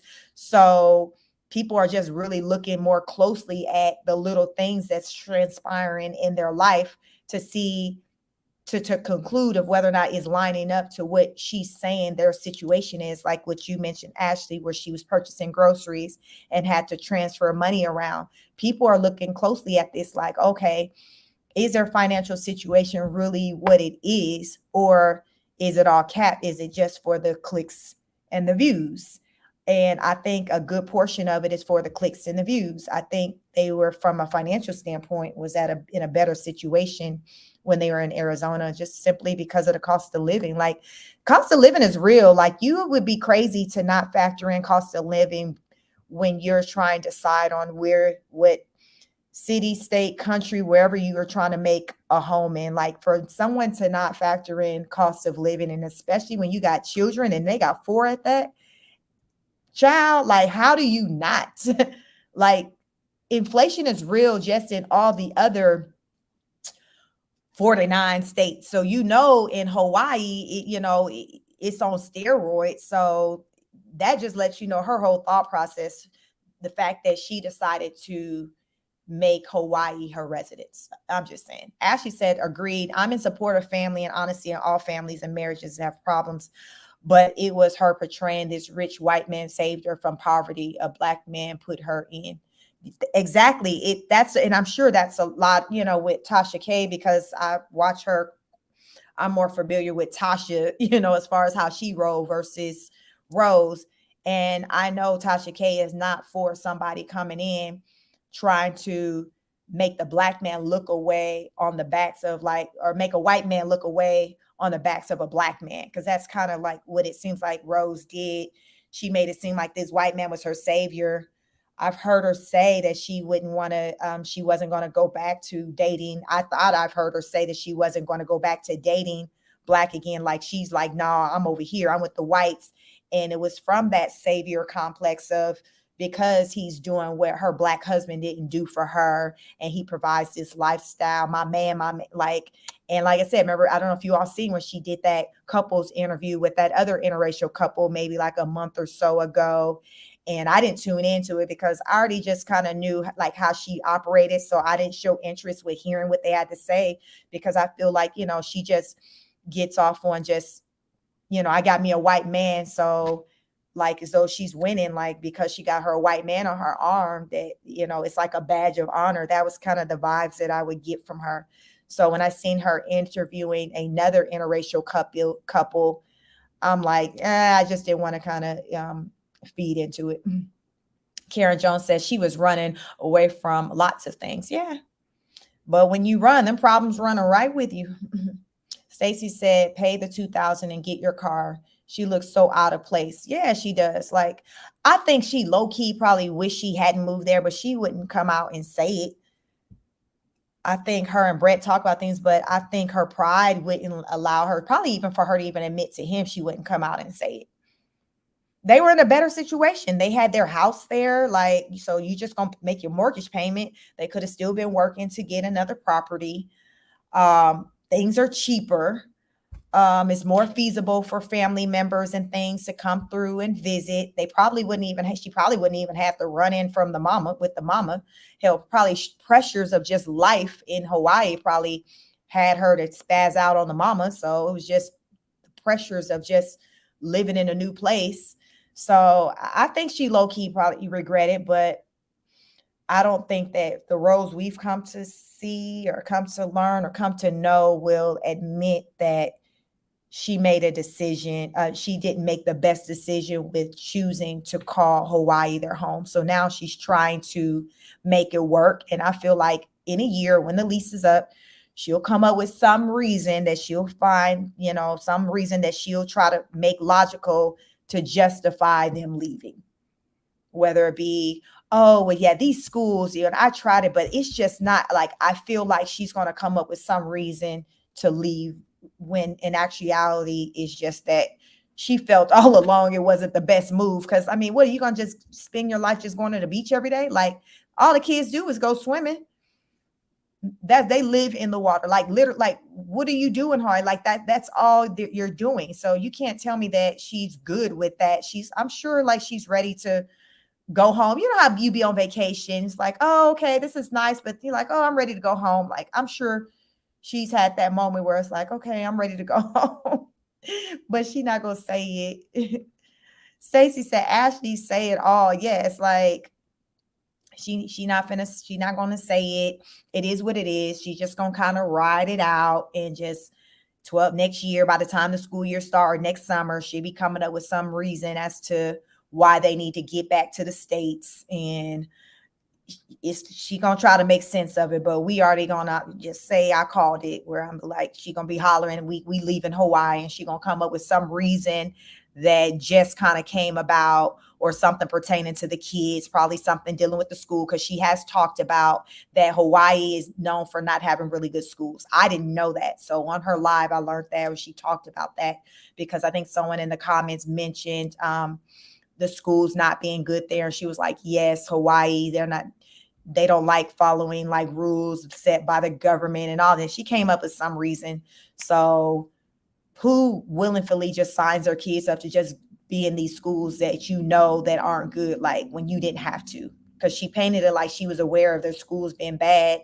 So I feel like that's going to be the reason she used to probably try to leave, is because the school just sucked and she didn't like the kids, experience. But I don't know. I don't see her stand past them staying past that year's time. I see sometime next year in 2025 them making their way someplace else. That's what my prediction is. So we'll see. We will see. Stacey says, you're right. She will punish herself and her family to prove everybody else wrong. Yeah, you can just tell by her energy that she has. She's one of those to where I'll lose it all before I admit that I messed up, that I was wrong, especially when the in-laws didn't want them to move either. She might even use the reason of, oh, well, we decided to move. The in-laws, father-in-law was sick. Like, I just feel like she's going to come up with some reason to justify the move versus admitting that, yeah, early on she made a mistake. I don't, that's not the roles I feel like I've come to learn on this internet. Ashley said, interesting as a parent, I'm not moving my children to a bad school district. Yes, exactly. Like most responsible parents, they choose their communities based off of the quality of the schools, because the schools and the community, like the quality of the neighborhood and the schools, that all works hand in hand, because the people who live in the community, your money is what's being fed into that school. So that's the taxpayer money. So a good school is built around a healthy, good community. Like you're not going to have like good community, bad school. Like they go together because you feed those people, kids feed into that school. So you have a good school. So that just says something there with the schools not being good. It also speaks to, okay, what's the quality of these communities you're living in, as far as like just with the poverty levels, that makes a difference with the schools, because typically, so here I live in Georgia, and it may be the same way in other states, but here in Georgia, like how you can tell the quality of a school is when you look at the demographics of like the groups of people, whether like it's a large number of the blacks or Hispanics or whites. So where I live, the better performing schools are the schools that are more so white but fewer blacks, or at least no more than half and half. But the schools that are the predominant like black, Mexican, like those schools are the lower performing schools. And then those schools are actually, schools that are in communities that aren't as nice. So I would imagine in other areas it works the same. Typically, you go in a really nice community, you do your research on the internet, they have really nice schools because those parents are paying taxes into those schools and volunteering. Like, so it's important for their children's schools to have all that they need. So that's the experience that I've had, as far as being in Georgia. I'm from California, but I moved to Georgia as a teenager. So my entire adult life has been in Georgia. All my kids were born in Georgia, and that's been our experience. So, yeah. Yara Life, she said, okay. And Stacy said, well, I did hear her say we are only here for 8 or 9 months, which means she is ready to leave, as you stated. Yes, that's how I knew, because I'd heard that before a few times, and I'd heard Brett say, yeah, I think this came about maybe in a live where it was talking about with her wanting to stay. And it was like the conversation was, well, yeah, just for like, I think when she was talking to her father-in-law and talking about just the toxic relationship she has with her family.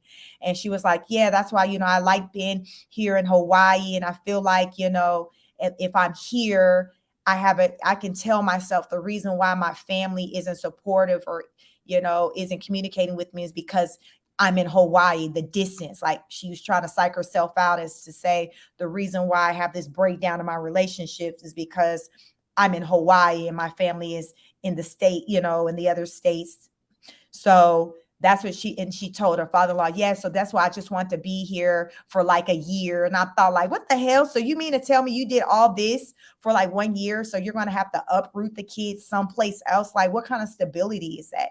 So I took notice of that. Like, okay, the fact that it's temporary and then her husband agreed to it, like, what about the stability of the kids? Like now they overnight had to learn that Hawaii was now going to be their new home. So hell, any friends that they did have in Arizona, they didn't even tell them bye, because the last day the friends knew they was just, the school year was ending, it's summer break, and they was looking forward to seeing each other next year. The kids never even went, the kids never even made it back home to even say last words to, any kids in the neighborhood or classmates, because they went on vacation and literally never came back. They're literally, it's like they're still on vacation. They're on a year vacation since you only want to live there a year. They'll be back next year. And it's crazy. Yeah, like it's insane. Yara Life says she said the same thing about Arizona schools. Like, if Rose money is coming in like it is, prioritize and put your kids in private school. Why don't you get off the internet and maybe just homeschool them? Like, there are options when your schools aren't good. Schools aren't always the best everywhere. So you got to explore other options. I've dealt with private schools for my kids if it was in an area where I wasn't satisfied with the school. So you do what you got to do. And then with the type of money that she say they have coming in, there's no reason why they can't have their children in a private school. Like right now, the two oldest ones are school age, so that's two you can have in private schools. Race and River are still small, but make it do what it do. If you're really concerned about your child's education. So the question is she really concerned about it? It sounds like she not. She said she didn't, she graduated high school. That was it. So she's not one to put a lot of weight on higher education, which is fine. I think there's plenty of ways and avenues you can go about to be successful, but she has talked about like she doesn't have any education beyond high school. So therefore, to me, the impression I've gotten from her as she speak is that education isn't something she necessarily put a lot of weight on. Like she's just not one of those type of people that just put, like you have some people where every education is everything. You need to go and get all these degrees. Like she's just not one of those people. She's showing, okay, she found other ways to reach success. She was a dancer before. Now she's evolved and now she's a million subscriber content creator. And I guess when you think about her followers amongst all socials, she's close to 2 million followers, because I saw she has like almost 500,000 on TikTok. So what she's at like 1.5 million just between those two platforms, 1.5 million followers on social. So yeah, I mean, I would say that, she's successful in that regard. But when it comes to her personal life, like there's definitely struggles there.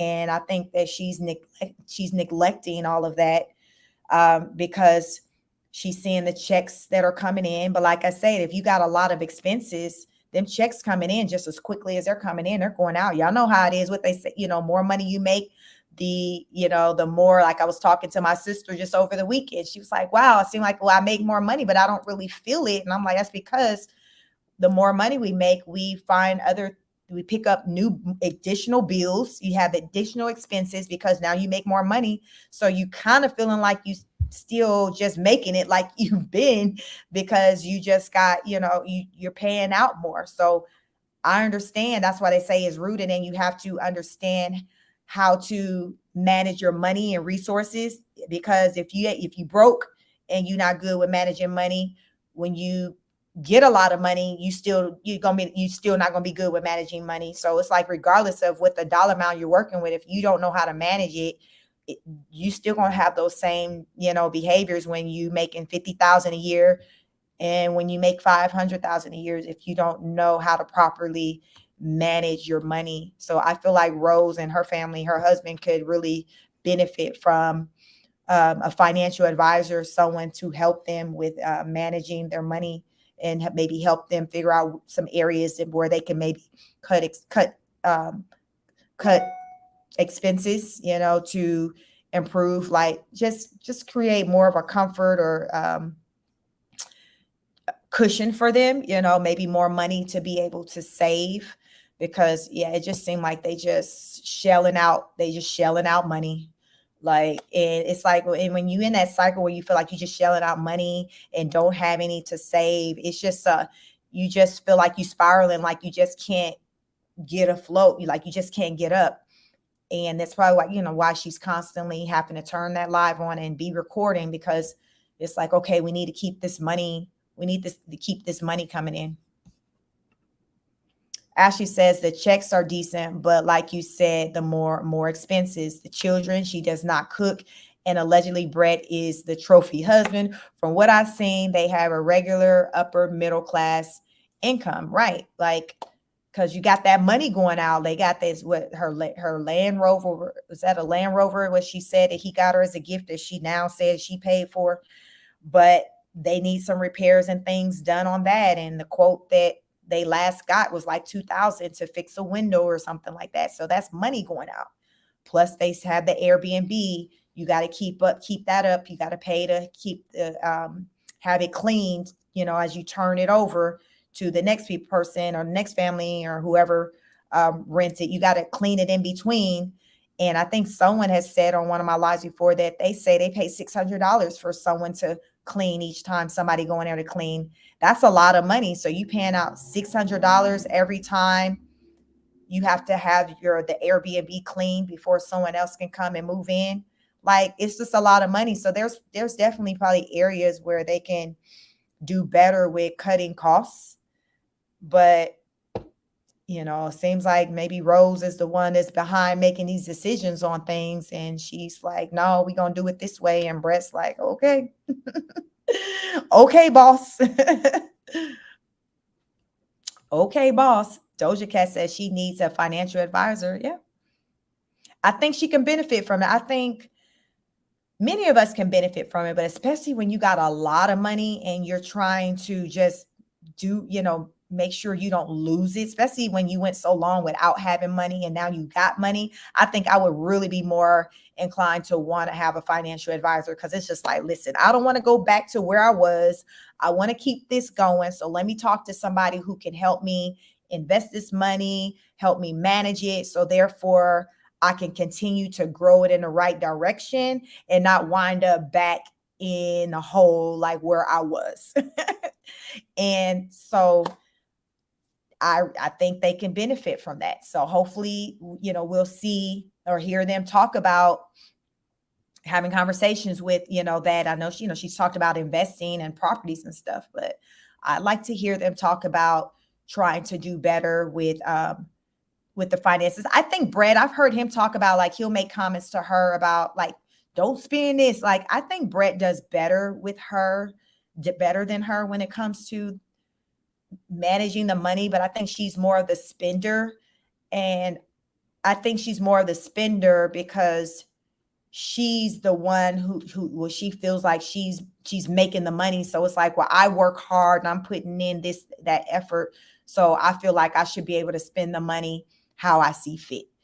And given that, hell, he ain't got no power in the house as we've seen, she's not listening to him when he's like, okay, well, no, well, let's do this, let's do that. We see little conversations they have between one another, and he'll make his suggestions and then she'll make little comments. But it just seems like, he wants her to do better in the area of finances, and she may be trying, but they could be so far gone because of the decisions they've already made to where it's kind of hard right now for them to kind of get out of that hole. So a financial advisor could definitely be beneficial, but hell, you got to pay for that too. So who knows how much that'll cost them, but it seemed like it'll be something worthwhile. So maybe they can kind of add that in the budget to help them budget, what it is they have left. And especially as the channel is continuing to grow, because that subscriber count is crazy and it's going to continue to grow. So which means it's going to be bigger checks. And it's like, you don't want all the money leaving the house, because they did talk about, getting another. She says, from what she says, they're literally in the process of brokering a deal for a second investment property. And I think the second investment property would also be an Airbnb. But she also talked about them wanting to put a pool in the backyard for the first Airbnb.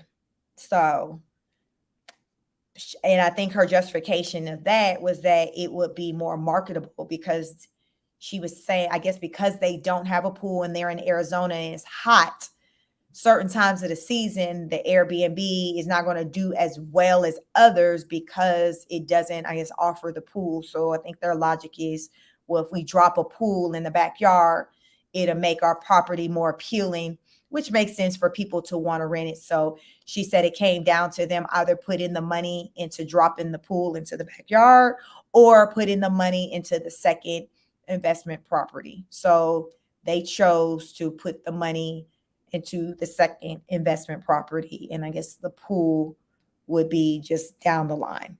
But then remember, we throwing in mommy makeovers and her getting her body done. So how much y'all think that's going to cost? What y'all think the financial advisor would say on that thought when she at the meeting? Like, okay, so I want to get my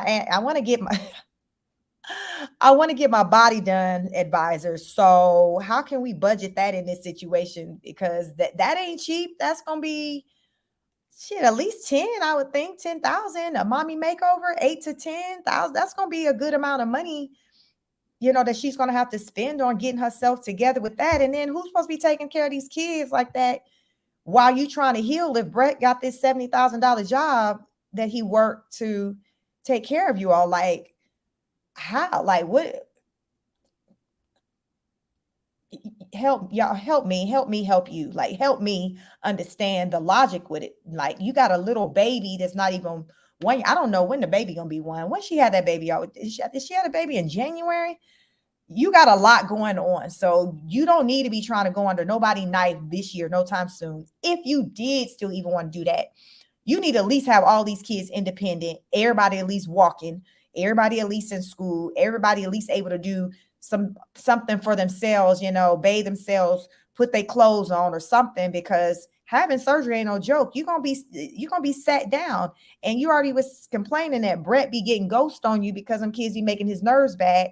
So what's supposed to happen during your recovery as you're healing from this mommy makeover, and you still nursing this baby? You say you trying to wean him, but every time I see you, she still got the breasts up to his mouth. So I don't know what that weaning experience is going like. And I think she said she just stopped breastfeeding Race, like right when this baby was born. Because I think when she was talking to the lady at the beach, she said she breastfed all the kids up until they were like 2.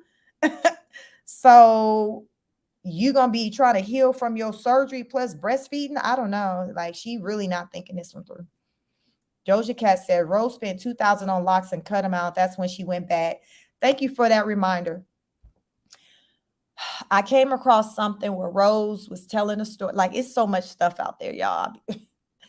She was telling a story on how she felt like the person who put the locks in her hair put like a hex or something on her.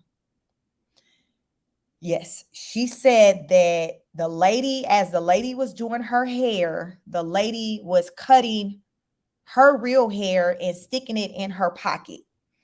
And she was just too uncomfortable, afraid or whatever to say something to the lady at that moment about like, hey, why are you doing that? Why are you putting my hair in your pocket? She just kind of kept it to herself and went on about her business. And she was like, she didn't like the locks. Some of them I think was maybe coming out. So she reached out to the lady and was like, for $2,000, this shouldn't be happening, whatever. And the lady was like, well, come back, let me fix it. But yeah, she was telling her husband, like, I guess she got to talking about Sage and how her in-laws, and I think Brett even too, like they thought it was kind of weird or thought she was like a witch because she's into like the crystals and the sage and things like that. And she was saying, so she's Jamaican, her dad's Jamaican. And she's like, no, I'm not a witch, but she do like sage. But then she learned that she has an allergy to sage. So she can't really partake in sage anymore. But she was like, she believes in witchcraft. I believe in all that too. I don't practice it, but I believe it. I believe it is a real thing. But yeah, so she said she felt like something was put on her. So I think, that's her way of justifying like things that have her reasoning for any of the craziness that we've maybe seen transpire in her life. Remember, but today she was telling the lady at the beach, she think it was postpartum. But remember, I had just seen something where she was talking about she thinks somebody put a hex on her. So either way, Rose ain't trying to take no responsibility of nothing popping off with anything we see. She like, listen, I'm blaming it on postpartum, or I'm blaming it on some woman who put a hex on me when she was doing my locks. Because she was like, the lady who was doing her hair, as people were talking to her, other people talking to her about services, and she'll be like, well, give me this amount of money. And she was like, people was just doing whatever she wanted them to do. And she just thought it was odd and all of that. So child, yes. So she feel like, that person put a hex on her. But she also went on to say, I'm sure people are going to take this and run with it and create content and say, Rose thinks somebody put a hex on her.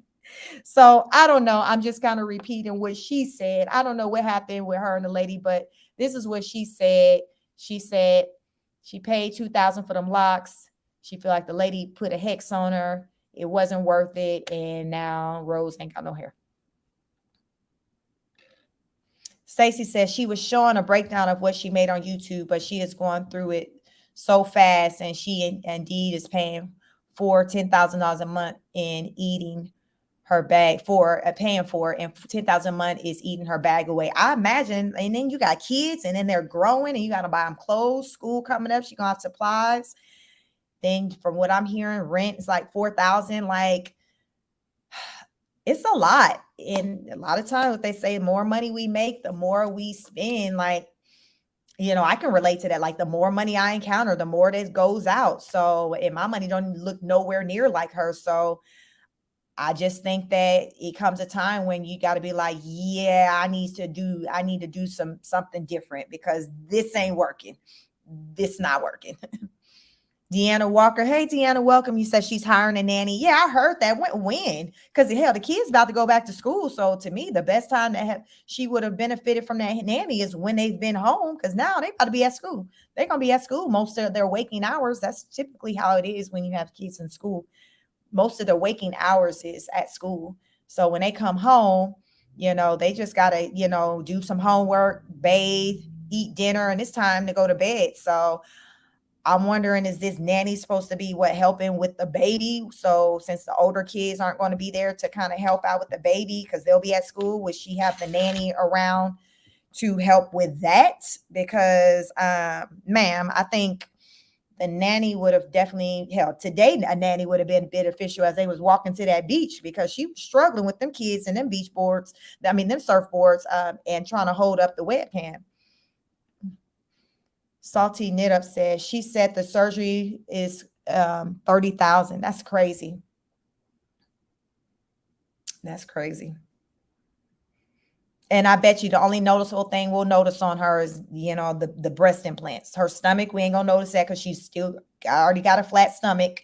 She's a small frame. So what exactly is 30,000 paying? Is the bulk of it her breast? Because like, what's 30,000? I don't know what else she needs. She doesn't like she needs to have liposuction done anywhere. She just, as I said, her stomach, she just got loose skin. Her, it's just loose skin, which you can tighten that up, from exercising. Hell, she can watch some of my fitness videos and get right from that. Y'all check out my fitness videos. You want to get your body right? Check out my videos. I go live in the morning and I will help you get it together.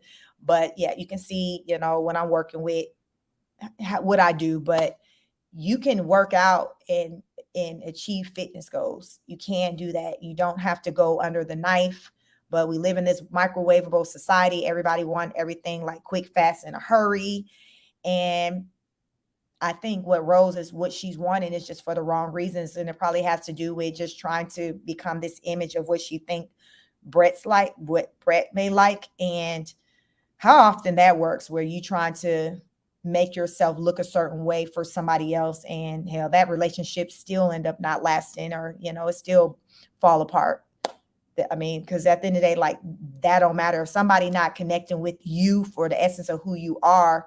Your physical isn't going to keep them around. It's temporarily they'll be around, but they can easily be having something else going on outside. So I hope she's not trying to get all this work done thinking that it's going to be a means to keep his attention. Because if you still cuckoo and driving him crazy, regardless on how big your chest is, he can go out and get somebody else who don't drive him crazy, who got what you went and paid 30,000 for, or don't even have it, because he possibly don't even care about that. He probably rather have a peace of mind, rather have someone that makes him feel warm and fuzzy, makes him feel good, versus demeaning him. A lot of times men don't care about that superficial stuff. As women, we try to do these enhancements thinking that they do, but men are pretty simple. They just want to be treated with respect. They want a meal. They want the good. Like, they real basic. So a lot of times that extra stuff that we be doing and put, it ain't, you don't need all that. Stacy said that is why Brett is not in agreement with any of those makeovers. That child don't think because she's thinking too much. She is all over the place with her thoughts. Yeah, she is. She is all over the place with her thoughts. And I think what's adding to that is because she got a lot going on with having all these young kids. And I remember when all my kids were like young ages like that. And it's a lot. as they get older and become more independent, more self-sufficient, it gets easier as you navigate through parenting. And I just think that these stages of what her kids are in, it's taxing on her. So she's just trying to find some sense of relief somewhere. So it's like, okay, well, I'm not feeling all good right now. Maybe if I got my body done, I'll feel good. Maybe I'll feel back to how I felt before I had all these kids. Maybe I'll feel sexy again. These are insecurities that she has to work through. And the surgery is not going to help. If anything, it'll probably have her setting up more appointments to have other things done, because surgeries can be addictive. Like, you go to try to fix one thing, next thing you know, you see something else you want to tweak.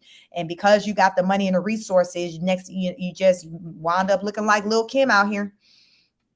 Lil Kim don't look like Lil Kim no more. You see, surgery can, these plastic surgeries can jack you up. Like, they like, leave it alone, because they can jack you up. We all know a lot of people out here in this industry where the surgeries have straight jacked them up, where they should have stopped a long time ago or never even went to the first appointment.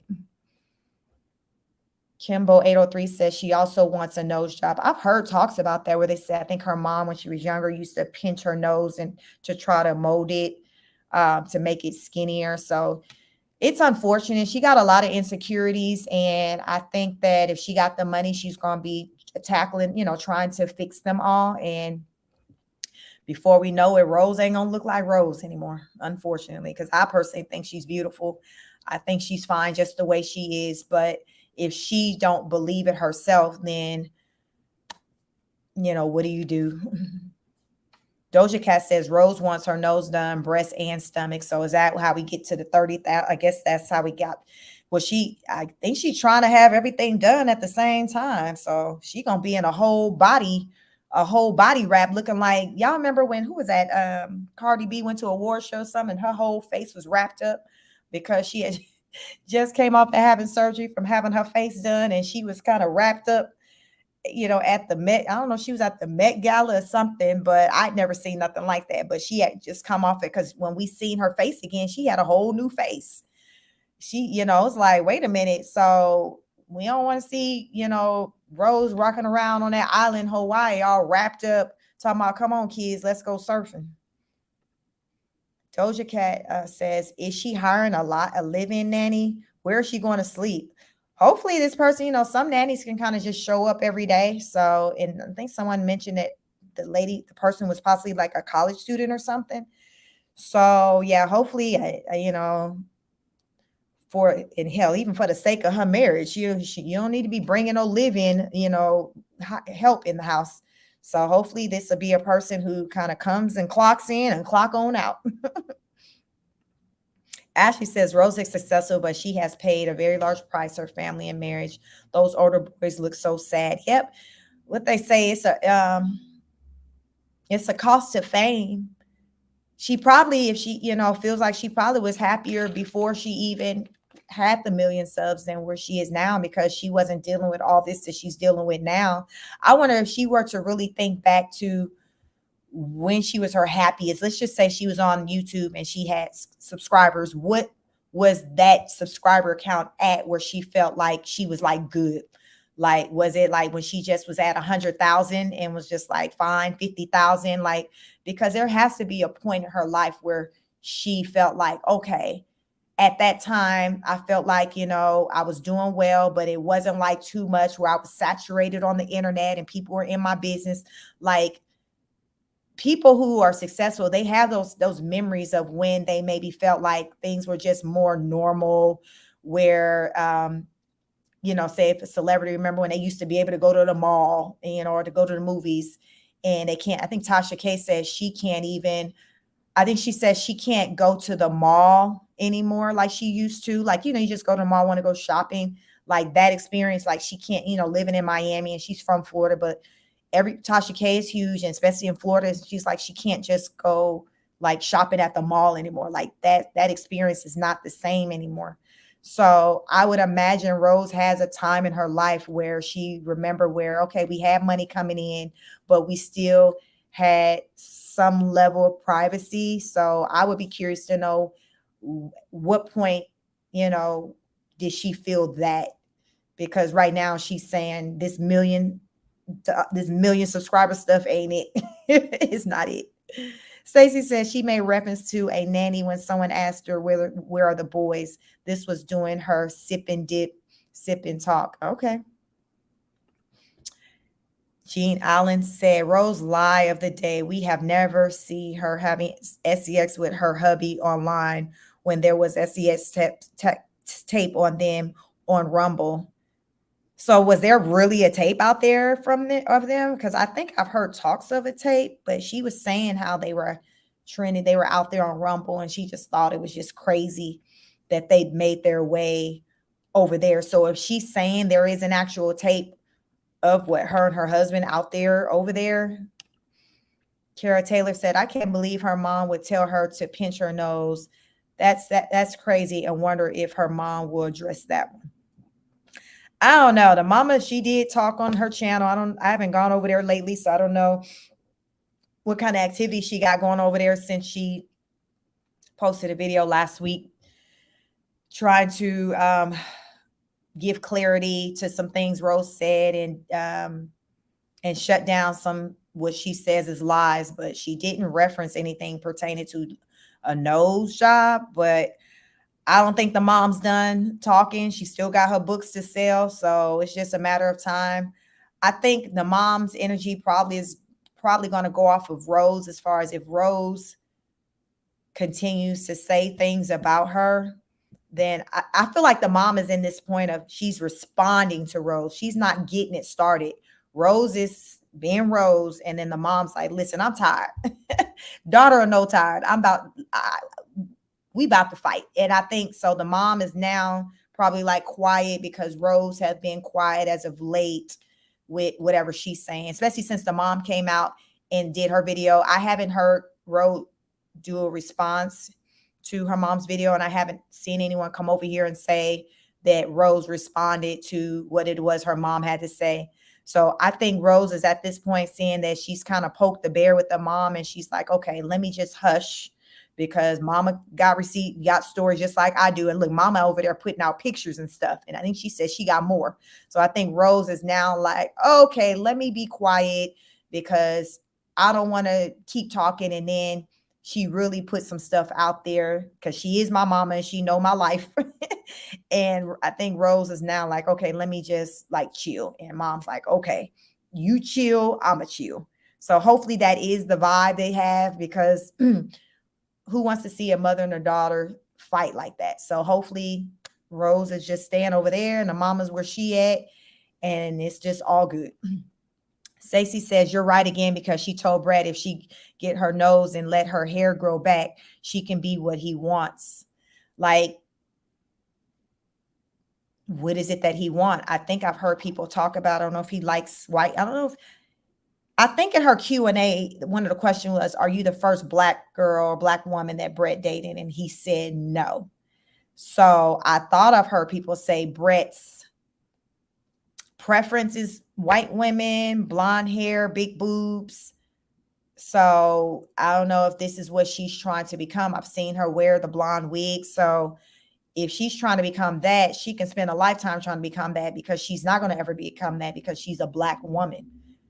So my thing is, if that is what he wanted, like, it makes no sense why he would have just married her. So I believe he was attracted to her and he accepts her for who she is. I don't think he would look for her to try to become something else, especially if he's not in support with her having these surgeries. And he knows that it's going to have her down for the count with the recovery, and he ain't going to want to take on a responsibility with the kids because he already don't be wanting to do it. Jean said, yes, it was. I saw it. Jean Allen said, I saw it. Jean Allen says, it may still be there. Okay, so you're talking about the tape. So you saw the tape. It was the tape is her and her husband together. Wow. So that's something, I guess, this forever. What they said, the internet is forever, forever, ever, forever, ever. Like, the internet is forever. So now that's going to be something to where her kids will one day come across, and, and she'll have to talk with them about the tape that's out there, if that's a thing. Because I haven't seen anything like that, but that's wild if it is. Like, how do we even get here?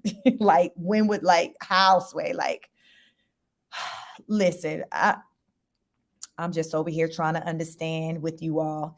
Have you all liked and shared and subscribed to the channel? You liked the video? Let me see. We have 31 watching. Let's check our likes. Where are we at? Where are we at with our likes? See if they're lining up. Are you guys doing me right? Okay, we got 36 likes. We got 32 people in, so I think we doing okay. I thank you all. I thank you all for showing up with me. Like I said, we do these long streams over here, but we get into it because it'd be a lot to dissect and to break down. Because listen, child, I just be trying to understand. I be trying to blow off the dust off of them textbooks and be like, okay, now what the professor said when you see this symptom right here. Okay, so I'm seeing that symptom, but I'm seeing these symptoms over here for that too. So I see several different I see several things showing up as we look at her content. But I will say, with leaving it on a positive note, I am happy to see her working out, getting into her physical fitness, like, because there was some lives she had where she was at the gym and she was holding the baby and she was working out. And I am one who believes that exercise can be a great stress reliever. So I'm happy to see that, because I'd rather see her doing that versus just wilding out, spazzing out on the internet. And then I'm hoping also that as she's entering the gym again, that she may start to see some positive changes with her body that will have her to change her mind about going underneath the knife, because there are so many risks with going underneath the knife. And we've all heard more than enough stories on how people don't always get up off that table. And it's not worth it. It's never worth it. It's not worth it. And especially, you're with someone and your partner is not even like in support of that. Like, come on, what are we doing? What are we doing? You got little babies. So no. So I am happy to see that she is getting back into trying to take care of her physical body. And, hopefully that is she did one video where she was doing her sensual dancing with her husband. And I think she called it releasing tension, like that. Okay, well, listen, whatever it takes, but just find healthy ways to release that tension. I think, her dancing, her going into the gym, those are two healthy ways for her to release tension. And yeah, like that, what's the alternative? Because we seen what she be doing when she not doing that. So that's all we got is to, Rose, go to the gym, go to the gym. Go to the gym, Rose, go to the gym. That's where I'm at with her. Jean Alex says, sorry, I'm checking to see if it's still there. Okay. So yeah, so just hopefully she continues to go to the gym. And speaking of gyms, if you guys don't go to the gym and you want to learn great workouts that you can do from the comfort of your home, tune in to me in the mornings. And I do live fitness workout videos for all different levels. No matter where you are in your fitness journey, I'm there to help you. So we get into it. We have a really good time over there. And yeah, that's that body part where, I say, hey, we got to take care of our bodies. We got one body, so we need to take care of it. If you're not happy with what something looks like, go ahead and work on it. Try to see what you can do that doesn't involve you having to go under the knife, have surgery. There are many things that we can do as far as with our bodies that we can change just from exercise, because most of the time somebody's trying to change something with their body. It's usually like it's something that you can do from exercise. You're going to have those people who want the breast implants. But even like when it comes to a butt, you can exercise to even work on that. It may not get as big as you like, but you can enhance what you have. So just be grateful with what you have and work to just improve what you have in the most natural and holistic way that you can, and with anything, it comes hard work. So hard work pays off. So you can get those results. You just got to put the work in. So if you join me, I pretty much do a live every morning, child. Like I get up in the morning and I get a workout in. So that's just what I do over there. And then in the evenings, I'll be over here shooting a breeze with you all, talking about the Queen of Kings. So that's pretty much what happens on this channel. We're mind, body, and soul. I try to talk about just how we can present the best versions of ourselves from a holistic standpoint We want to have our mentals together as well as our bodies together, as well as our souls together. And from what we see with Rose, I feel like from her physical, from her body is together for the most part, but her mentals and her soul, like that's where the work needs to come into play. So hopefully with her getting back into, as she's working on her physical, it'll start to impact her mental to bring clarity, because exercise can help to bring mental clarity. So that's why it's a great stress reliever. Doja Cat says, "Oh, do you think Rose has an alcohol problems? It seems like she gets her liquor courage, her liquid courage when she drinks." Well, more often than not, that's what happens with people when they drink. They just start what they say, they have diarrhea at the mouth. I haven't watched her enough to see a frequency of her having alcohol. I've more so heard her speak on alcohol versus me watching her with the alcohol. But if this is an ongoing thing where she's admitted that when she has alcohol, she start talking a certain way, then yes, that would be a problem, because that means you can't hold your liquor. Like, you don't need to be drinking. So I don't know if she has a problem, but if she says that she do the absolute most following having alcohol, she wants to blame it on the alcohol. But sis, you need to not partake in alcohol, because clearly you can't handle it. Everybody can't handle their liquor. I'm not much of a drinker like that, so I don't have them kind of problems, praise God. But for those of you who do, if you demonstrate behaviors that you're not proud of, when you learn about them when you're sober again and you're like embarrassed, then you need to not do that. You need to not do that. And I'm the type of person, I like to remain in control. So the thought of like with getting drunk and things like that, and not having full control over my mentals, my bodies like that, the thought of that is just uncomfortable for me, because I want to be aware at all times what's happening, who's approaching my space. I don't want to be thinking about, okay, the chances of somebody trying to slip something in my drink. Like, I just don't want them problems and kind of thoughts. So I don't drink like that. I'm one of those. I do drink. It's more of a rare type thing. I may have something at the house, maybe once a month, if that, or if I'm out in public at a restaurant, I may have a drink. If I'm out with my husband or my family, like my sisters or, close family, and we're celebrating and I partake in a drink, but I never have more than one of anything. So your girl is always in control, paying attention what's going on. I'm always able to drive myself. I like to be aware, that's my comfort zone. Kara Taylor says, what's your take on the T reason behind Rose likes to move so much? Asking because I am the same way. I grew up with a parent in military, unlike Rose, though. I think that if you're somebody and you grew up in the military and moving a lot, I think it can become a lifestyle where you're just accustomed to moving around. So that's just a thing. That's what you're used to. That's your norm, which is moving around a lot. For Rose has expressed that she has issues with her family, but also she talked about she was bounced around a lot between her mom and her dad, between their two homes. I think her mom was in LA or California and her daddy was in Ohio. So she also moved a lot, even though she wasn't, part of a military family, that she didn't speak on that being a part of a military family. She just moved a lot because that was the co-parenting situation. There wasn't an agreement for both parents to kind of co-parent in the same state. So they did it between, two different states. But I think Rose mainly moves around a lot just from her habit of running from her problems, because she made a comment of saying she, choosing when she was being vulnerable with her father-in-law.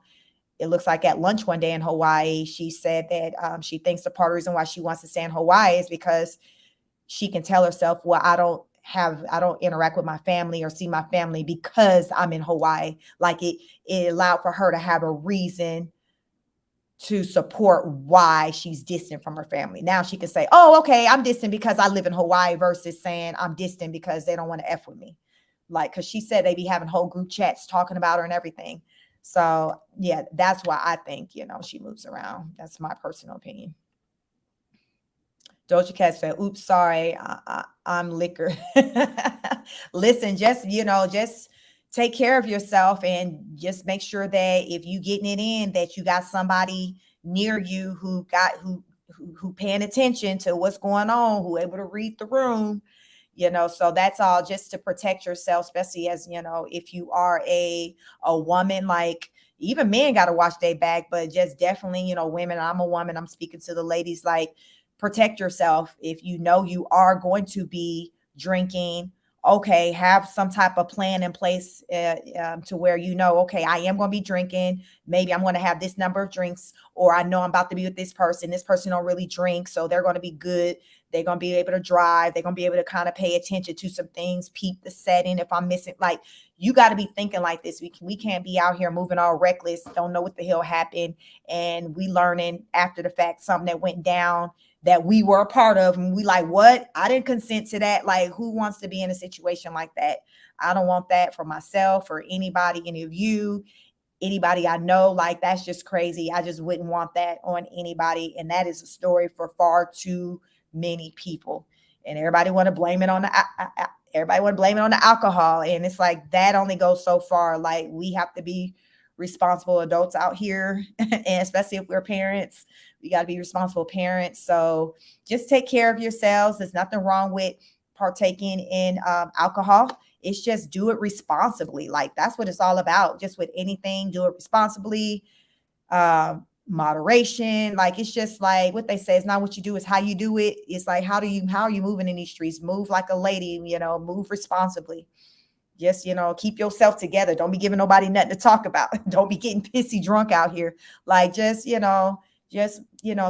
remember just to carry yourself accordingly, to where, how, if you were to watch yourself on a camera, like, how would you feel about what you're seeing? Like, think about that. If somebody were to be recording you and it make TMZ, like, how would you feel?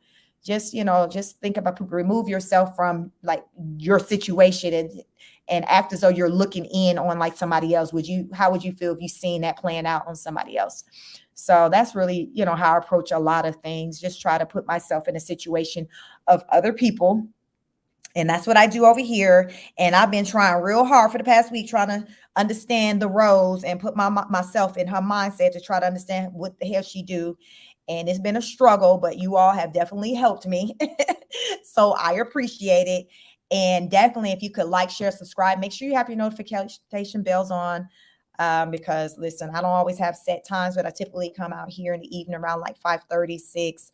And then in the mornings, I'll do early morning workouts. There's usually like before like 10, they're like early. So have those notification bells, but check me out. Come see me do my thing as I work out and just talk about fitness and just keeping your body together and how to keep it tight. But that's all I have for you. It's been wonderful, a pleasure with all of you. Thank you. Please like, share, and subscribe. And dollars, if you want to show your girl some love, my cash app is $speak50, $speak50. So yeah, it's been another great night, and I will catch you all in the next broadcast. Peace.